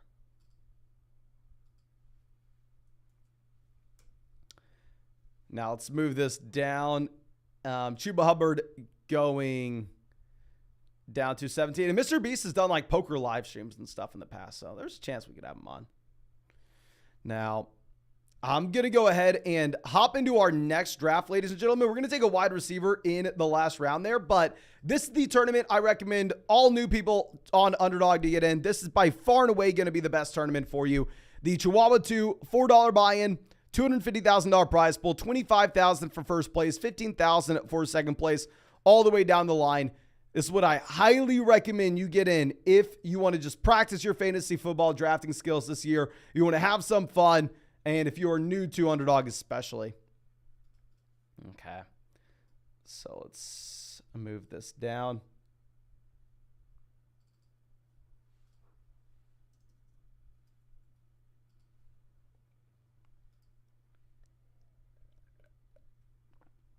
Dean says you tricked. How the hell am I tricking y'all? How am I tricking you, my friend? Okay. Torsten says, never heard of Mr. Beast here in Germany. The USA is not the planet base. I'm telling you, Mr. Beast is more of a global person than just a USA person. Like,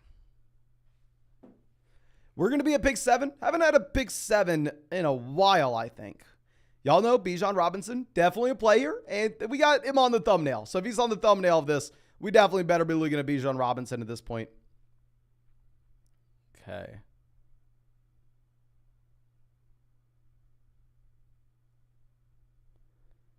Just queuing up our guys in the other drafts.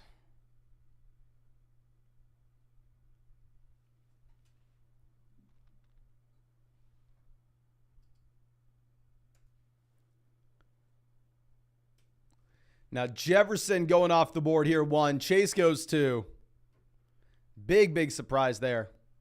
I was expecting Michael Thomas.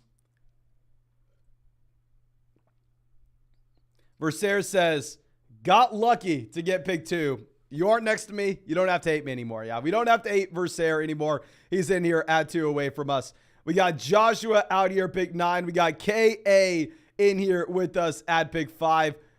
We got someone else in here at 8 that I don't want to say this name, but thank you, everybody, for coming to draft with us. And we are now going to get the guy that we want to root for. We are going to get our best friend, my BFFL, Hoka Morans. Interviewed him at the draft. Work out with them every day. I mean, I'm his personal. This is what we're going to start saying, especially for the new people on the channel that don't really know. A serious question. Do y'all think I could convince people I'm Bijan's personal trainer? How about from here on out, every live stream, I pull that picture up and go, I'm Bijan Robinson's personal trainer, blah, blah, blah. Okay. We'll see. Obviously not true, but I probably shouldn't say it. But now Diggs goes 8, Eckler at 9.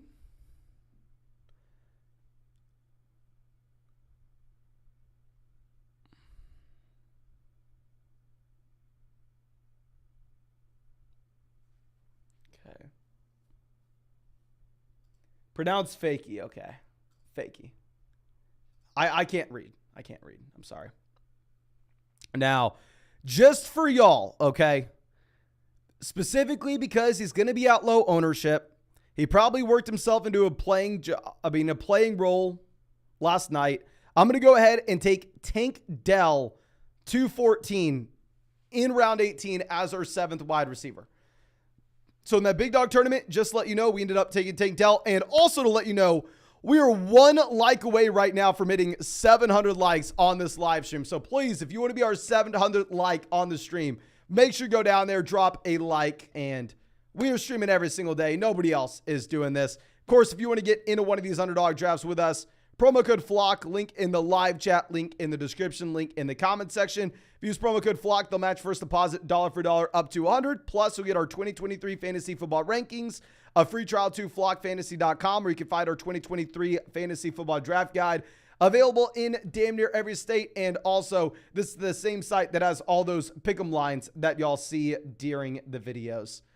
But let's move this back over. Okay. And Adams almost made it to us at 18. So Adams dealing with a little bit of a boo-boo there. We're going to go ahead. We will take Jalen Waddle. Just stay balanced in the first 2 rounds, right? Take a running back, take a wide receiver.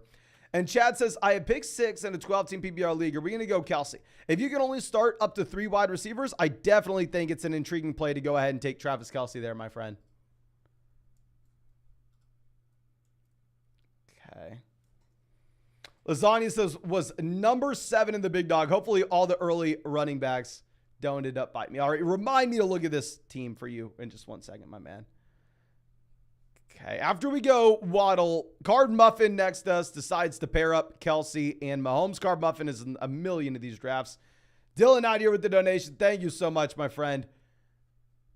Duke asking if we can do a rookie wide receiver tier list. I'm going to get an updated Dynasty rookie tier list for every position, my friend. I'll get that going next week.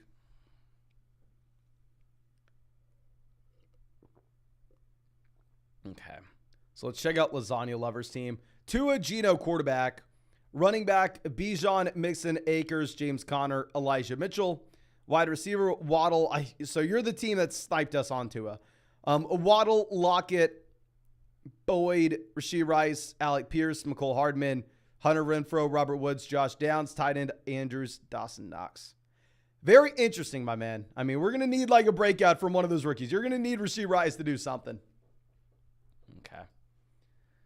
Now, Josh Allen off the board there, 24.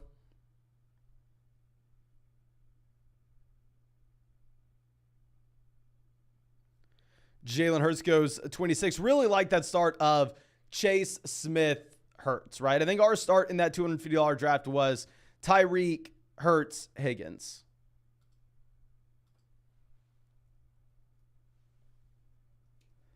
Henry says, I've been waiting a week to tell you about the part of that Augustin. Everyone who to pick. Yeah, that's what I did not watch. I did not watch that live stream or even really remember that team until I pulled it up to react today. So please, I want to make sure everybody watches it. It's like, in my mind, it's one of the coolest things ever, right? I mean, we literally won $100,000 in an underdog draft last year, and we live streamed the draft. We can look back and look at the draft and us putting it together, you know? Like, there's nobody else that's ever live streamed a fantasy football draft and come close to that much success. The fact that we were able to do that, in my mind, it's like the coolest fantasy football thing on the planet. So please, on Sunday, make sure you watch our video. I'm probably going to title it like, this fantasy football draft strategy won me $100,000 last year. The video is going to come out on Sunday. The editor's working on it now. In my mind, it's just so freaking cool. And also, the draft tournament we won $20,000 in. That video came out last weekend as well. Now, we're going to take Josh Jacobs here, 31. I mean, if you look at both those breakdowns of our teams that we made right after we drafted them, and before we even knew that we were going to win the overall tournaments, All we talked about is chasing upside, upside, upside. And with Jacobs, I think we're chasing upside, upside, upside. Obviously, there's a lot of uncertainty here, but at the same time, it is what it is. Poe asking if we have an editor. Yes, I mean, we put out 2 videos a day, and I live stream for like 4 hours a day during this season. There's no way we don't. We have the best editor on the planet. You kidding me, my man? Brand says, I just use your code. Thank you so much, my man. Literally, nothing supports this channel more than that. So thank you. Thank you, thank you, thank you. And I definitely recommend, like, if you say just deposited $10 with promo code FLOCK, just hop in these $4 drafts. Like, stay away from the $250 draft. Stay away from the $1,000. Don't be doing high stakes drafts if you're brand new. Please. Hammer in these $4 tournaments. That's going to be perfect for you to practice for your main league this year, my man. Okay.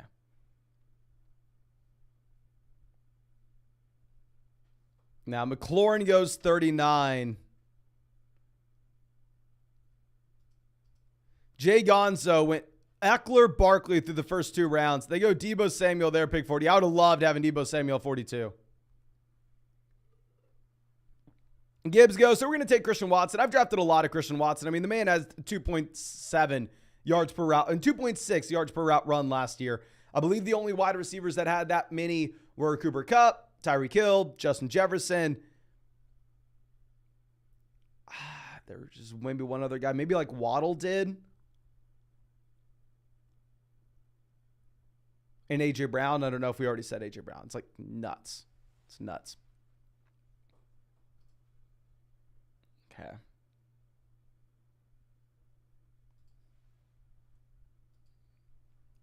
So now, super balanced start, right? If we're going to be looking at players that we can have at pick 55 later on, I mean, quarterbacks would definitely be in play, right? If we could get, say, Justin Fields, that would be perfect. Even if we don't get Fields, if we get like Justin Herbert there, 55, that would be nice as well. Massimo says, just use your code and did $10 drafts. Thanks, my man. No, thank you so much. And of course, if you used the code, please make sure you are taking advantage of the free access you have to flockfantasy.com as well. So please check your email, and Underdog will send you an email with the link to flockfantasy.com and everything to get your free access. And it'll most likely be in your spam. Sometimes it goes to people's spam, sometimes it doesn't. So make sure you look at the email from Underdog to get access to flockfantasy.com for free. Okay. Damon asking what's the status of the $1,000 buy-in drive. Maybe we can try the $1,000 buy-in on Sunday. That's what we'll do. I'll try to get in the $1,000 league on Sunday. Now, I want to point out something here that's very interesting. And in my mind, it was almost a mistake for Jody to take I guess if they were going to go Hawkinson, it didn't matter, right? But to go Justin Fields whenever the teams after you had Josh Allen and Jalen Hurts seemed a little rich. Now, Carb Muffin has the Mahomes-Kelsey stack. Do they go with the falling value in Joe Burrow here? They do. They go Burrow to pair it with Mixon. Honestly, I hate it, but it is what it is. Now, we're going to go ahead and we are going to take, let's go back-to-back Aaron Jones drafts here. Let's do it. Let's mix them in. That's what y'all wanted the last time, but let me talk about why I really hate that Joe Mixon selection. So I think that bully quarterback can be a way that you can have a unique build from the rest of the field and possibly sneak a player like Patrick Mahomes in to the fantasy football playoffs. But with that being said, when you also go Kelsey round 1, you invest 3 roster positions through the first 5 rounds of this draft. Not at wide receiver, running back. So in my mind, at the end of the day, it's going to put you in a very compromising position.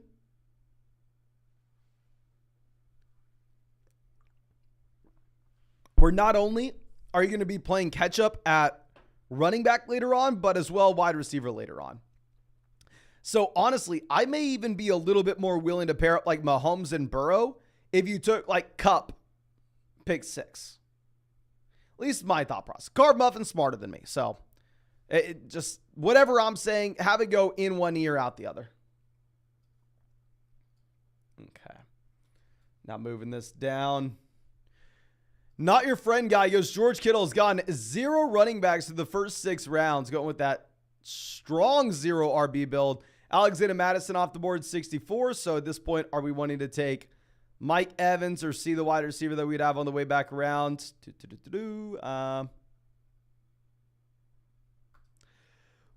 We'll roll the dice. We'll look at the wide receivers we get on the way back around. We'll go ahead and we'll go Miles Sanders here, pick 66. Lock up someone that looks to be in a 3-down role in hopefully an okay offense. We'll see. We'll see.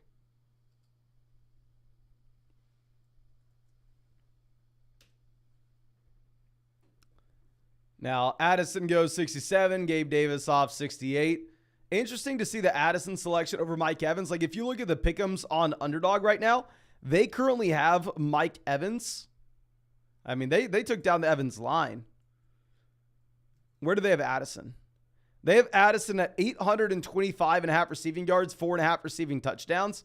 I mean, last time I checked on Evans, he was, I believe, at like 950 receiving yards and significantly more touchdowns. Zach telling us about the Addison catch. Yes, sir. We already looked at that Addison catch earlier on this live stream. It was very pretty, very pretty. Okay. Daniel says Addison and Cincinnati correlation week 15. This is what I'm talking about when I say people are taking the bringbacks way too serious. And while maybe at the end of the day, it does move the needle ever so slightly. I mean, when we're making decisions based solely on that, I mean, I think that's why people are better off ignoring week 17, week 16, week 15 correlation.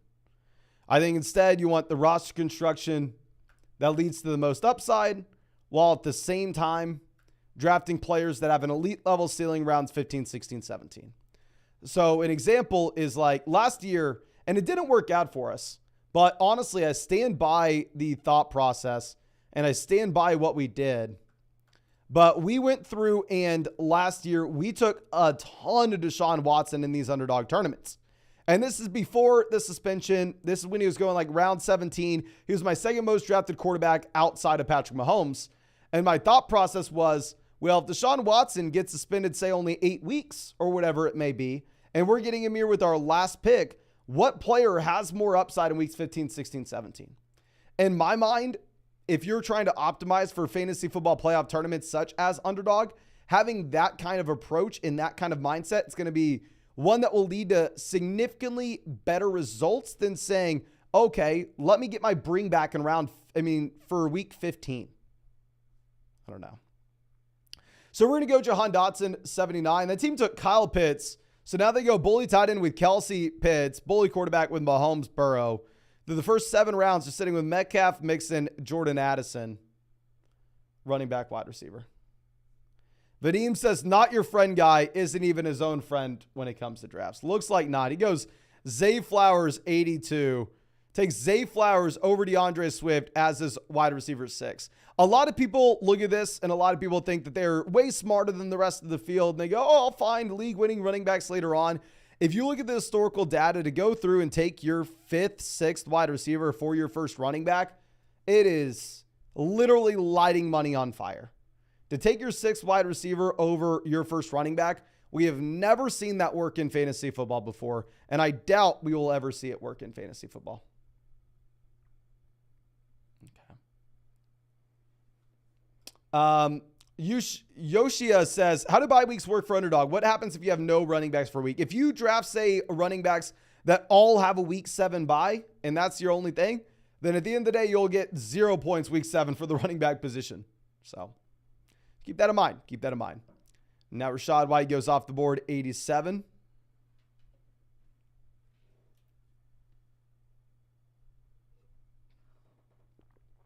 Okay.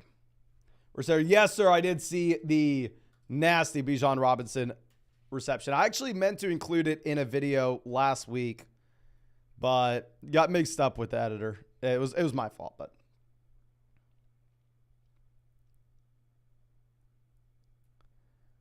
Now Jay Gonzo goes Treylon Burks. What's the news with Pacheco? Setting out preseason opener.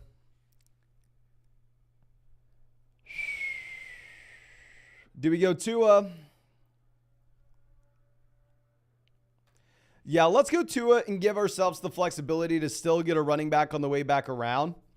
So Tua, we are going to stack up with Jalen Waddle here. By no means am I sitting here and saying it's a great selection, right? I do really like the running backs in this range, such as Pacheco, as well as Alvin Kamara. I've drafted a lot of those RBs at this price. But at the same time, there are a lot of other running backs that I like in round 9 as well. And if we were to go with the running back in round 8, we just can't take another running back in round 9.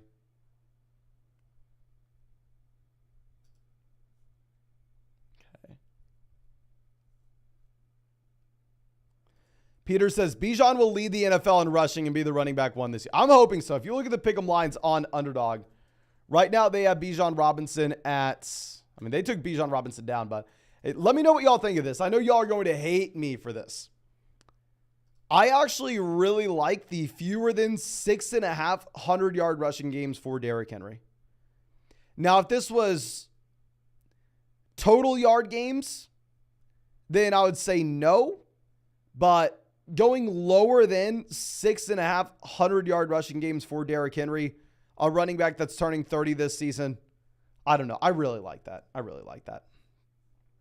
But let me know in the live chat how stupid I am for looking at that. Now, moving this back around, we are going to be back up, pick 103.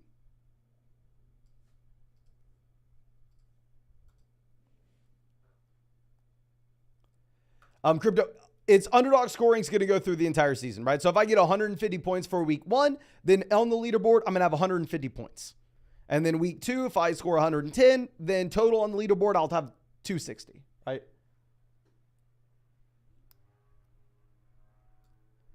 Peter asking if we think the Titans offense will really shift that much. I mean, right now, if you look at pretty much anybody that puts out offensive line information, essentially consensus right now is they will have the worst offensive line in the NFL.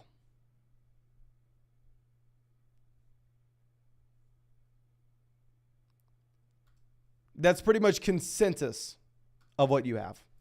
Let me look up how many 100-yard rushing games Derrick Henry had last season.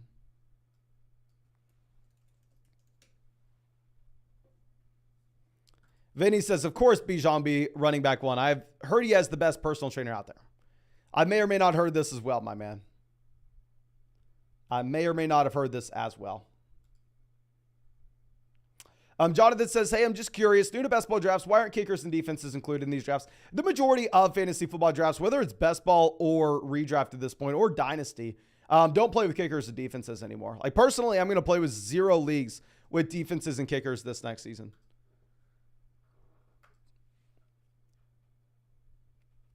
Derrick Henry this past year had 1, 2, 3, 4, 5, 6, 7, 8, 9 games with 100 yards rushing. Oh, dear God. Oh, dear God. Yes. 9 games. Ooh. Maybe y'all should fade me on that one. Not going to lie. All right. We go Michael Thomas, 103. We need a wide receiver. He falls past ADP. Just trying to have a little bit of a unique selection there. Odell Beckham Jr. goes 110.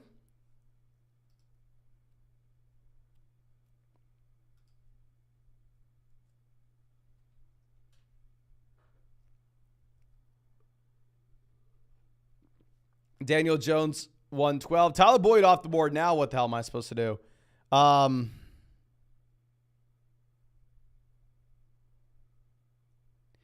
Literally have 0 idea of what we should do at this pick.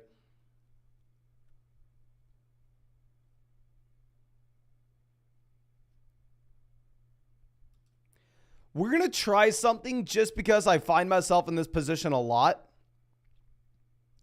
Where in the middle of round 10, you not only have just a nasty situation when it comes to wide receivers, but also running backs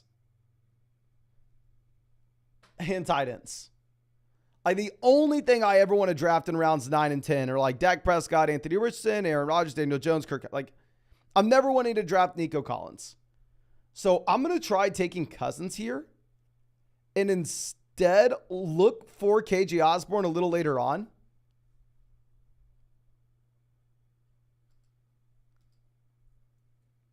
Now, obviously, I'd be more excited about this if we had TJ Hawkinson, if we had Justin Jefferson, if we had Jordan, if we had any of those guys.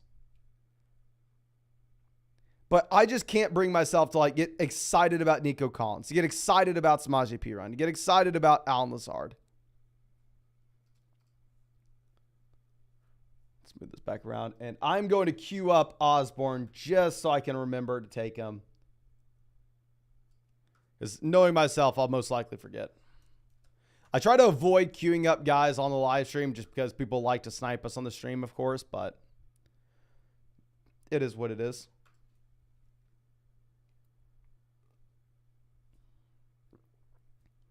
Juju goes 122. I actually like the Juju selection. I mean, in comparison to the other wide receivers in this range, Juju's probably my favorite.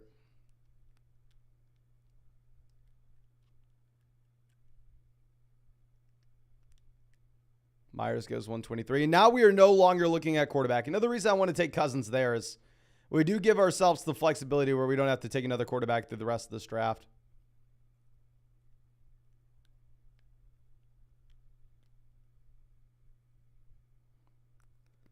Dobbs goes 124.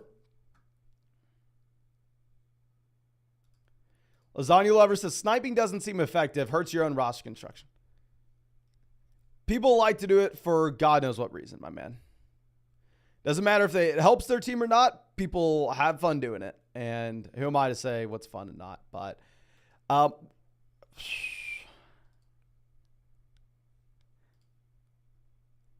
we'll go ahead and we'll mix in Jamal here. I don't have a lot of Jamal Williams. Obviously, you get 3 usable weeks at the beginning of the season. Reports out of Buffalo are just not good when it comes to Damian Harris. I mean, pretty much every single person saying, oh, yeah, Damian Harris doesn't look any good. It's James Cook's. It's James Cook's job. Okay. Rosario says, this is the meaty part of the draft, the dead zones. This is where teams get solidified, all tough picks. Yeah, I would say, like, running backs fall off after, say, round 9. After, like, Dylan's off the board, you have the running back teardrop. Wide receivers are going to fall off after round, like, 7. After, like, Quentin Johnston's off the board, you have the wide receiver teardrop. Tight end falls off, I would say, round 9 after Freiermuth and Njoku go. And then quarterback falls off as soon as Cousins, Geno are gone.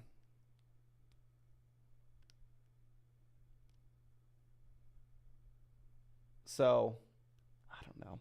But Daniel, thank you for the kind words, my man. I really do appreciate it. Now, let's smooth this over. Schultz goes 132. We can't go quarterback, right?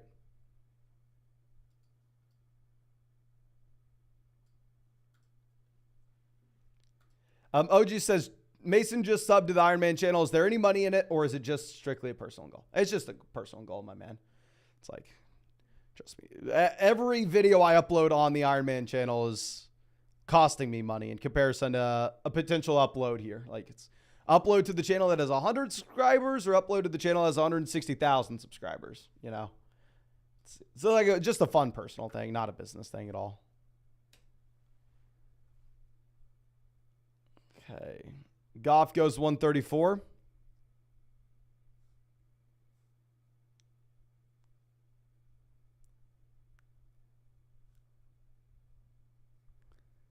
Okay. We just want as many quarterbacks off the board as possible. This team you assume has to slam running back. They go Marvin Mims 135. They have Rachaad White, Khalil Herbert, Jalen Warren on their team, and they take a 7th wide receiver.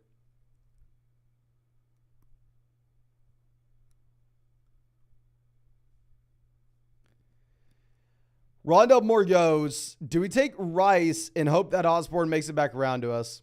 You know what? We're going to do it. I mean, most people had reached to complete their stack here, which I completely understand, right? I mean, if you want to complete your stack, that way you don't look like an idiot. That way, I mean, at the end of the day, your draft looks okay. Sure, go ahead and do it. I'm completely fine looking like an idiot. This is a $4 buy-in. Base level expectation when you get in one of these drafts is you lose your $4. That's the most likely outcome here. We are trying to have everything go right for us where we can win $25,000. So, yeah, let's do it. And real quick, we are one like away from hitting 800 likes on this live stream. So if you have not done so already, ladies and gentlemen, please go down there, drop a like on the stream, help us out. And B-Ball and ask what the Ironman channel is. Yeah, so I'm going to do an Ironman. If y'all don't know what that is where you swim like 2.5 miles, you bike 112, and then you run a marathon after. It's like a super long race.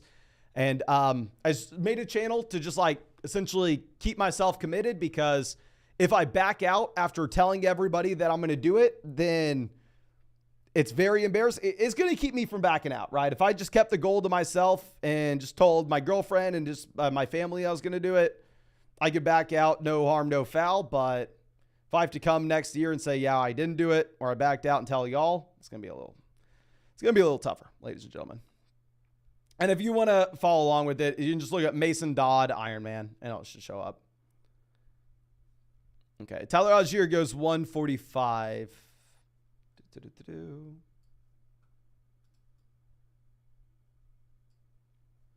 Pierce 146. So sadly, we are not going to get KJ Osborne, ladies and gentlemen. We whiffed on that front. It is what it is, right? I mean, it is what it is.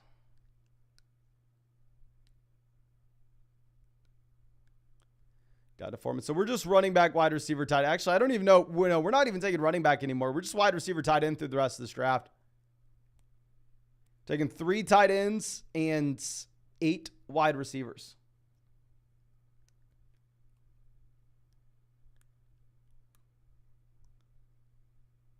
Minga goes. So it looks like we're taking the tight end. Looks like we're going with the year 2 tight end in Tennessee. I think we've taken him in every single draft so far today.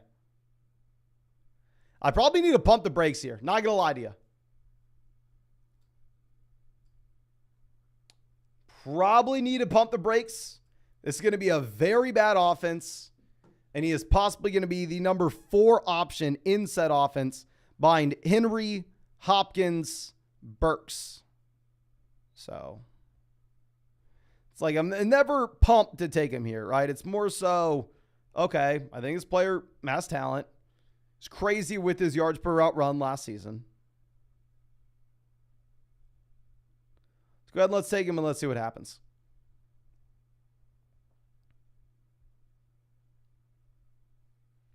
Okay. Let's move this down.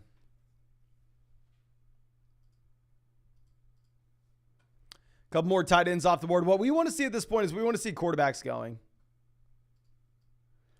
I don't know if we can, I don't think we can get away with taking a 3rd quarterback here. I think we can only take 2.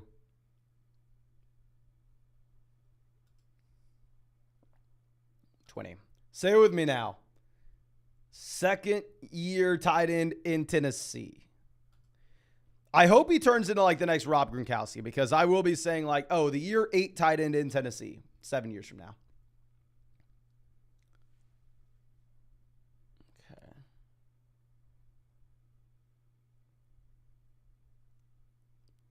Roshan goes 158. Mostert 159.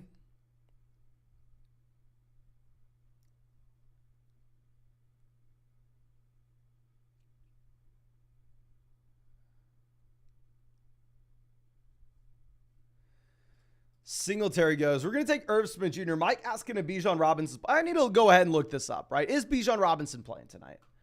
My base assumption would be no. But maybe I'm wrong. If he does play tonight, I hope he does very bad.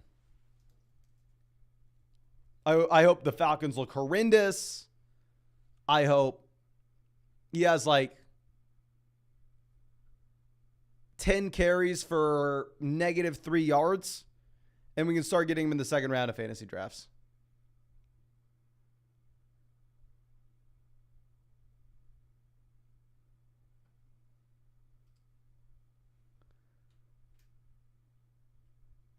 Okay.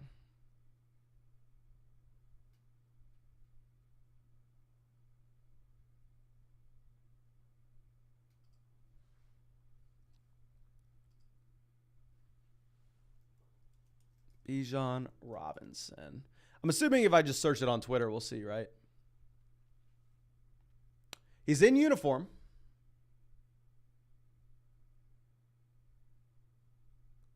It looks like he's going to play.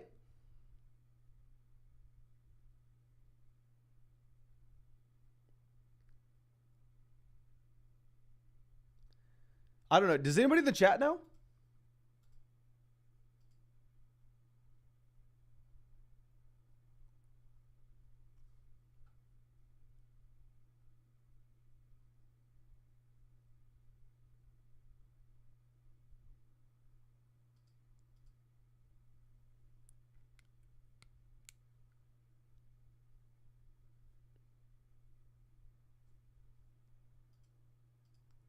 Twinny says if Bijan plays, he may run for. How funny would it be if he goes out there and they play him the entire game? Like he's going up against a fourth string linebacker. He's going up against guys that are just trying to make the team in quarters 3 and 4.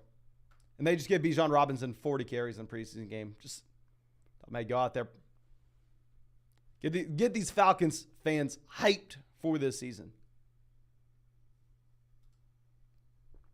Yeah, so it looks like he's playing.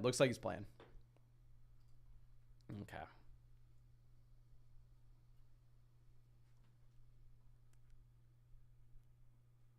Vadim says, so some called expert on SiriusXM said he's going to play. I've been meaning to ask y'all this because I heard that SiriusXM is still like a big company.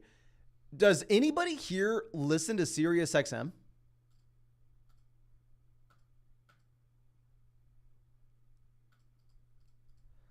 Let me know in the live chat. Does anybody here listen to SiriusXM? And if you do, what do you listen to? Came with my car, but what do you listen to? Like, it's not on YouTube. I do know, comes with a lot of vehicles. Everyday commuting. 20 says, I thought they went out of business a decade. That's what I figured, like, every day.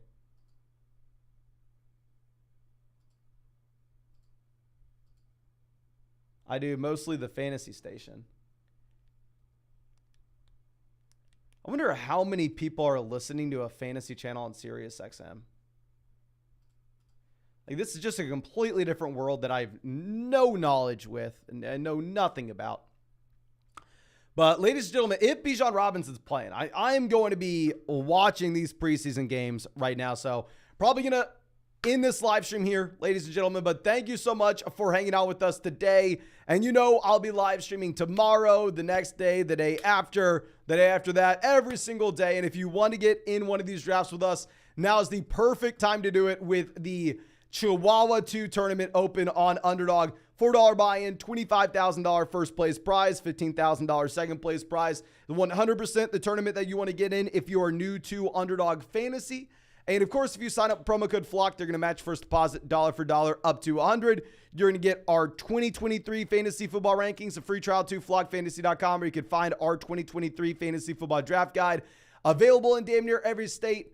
Also, have a ton of cool player props that you can look at. But again, thank you so much, ladies and gentlemen. I really, really do appreciate y'all. And I really hope that I get to see you out with the live stream tomorrow night.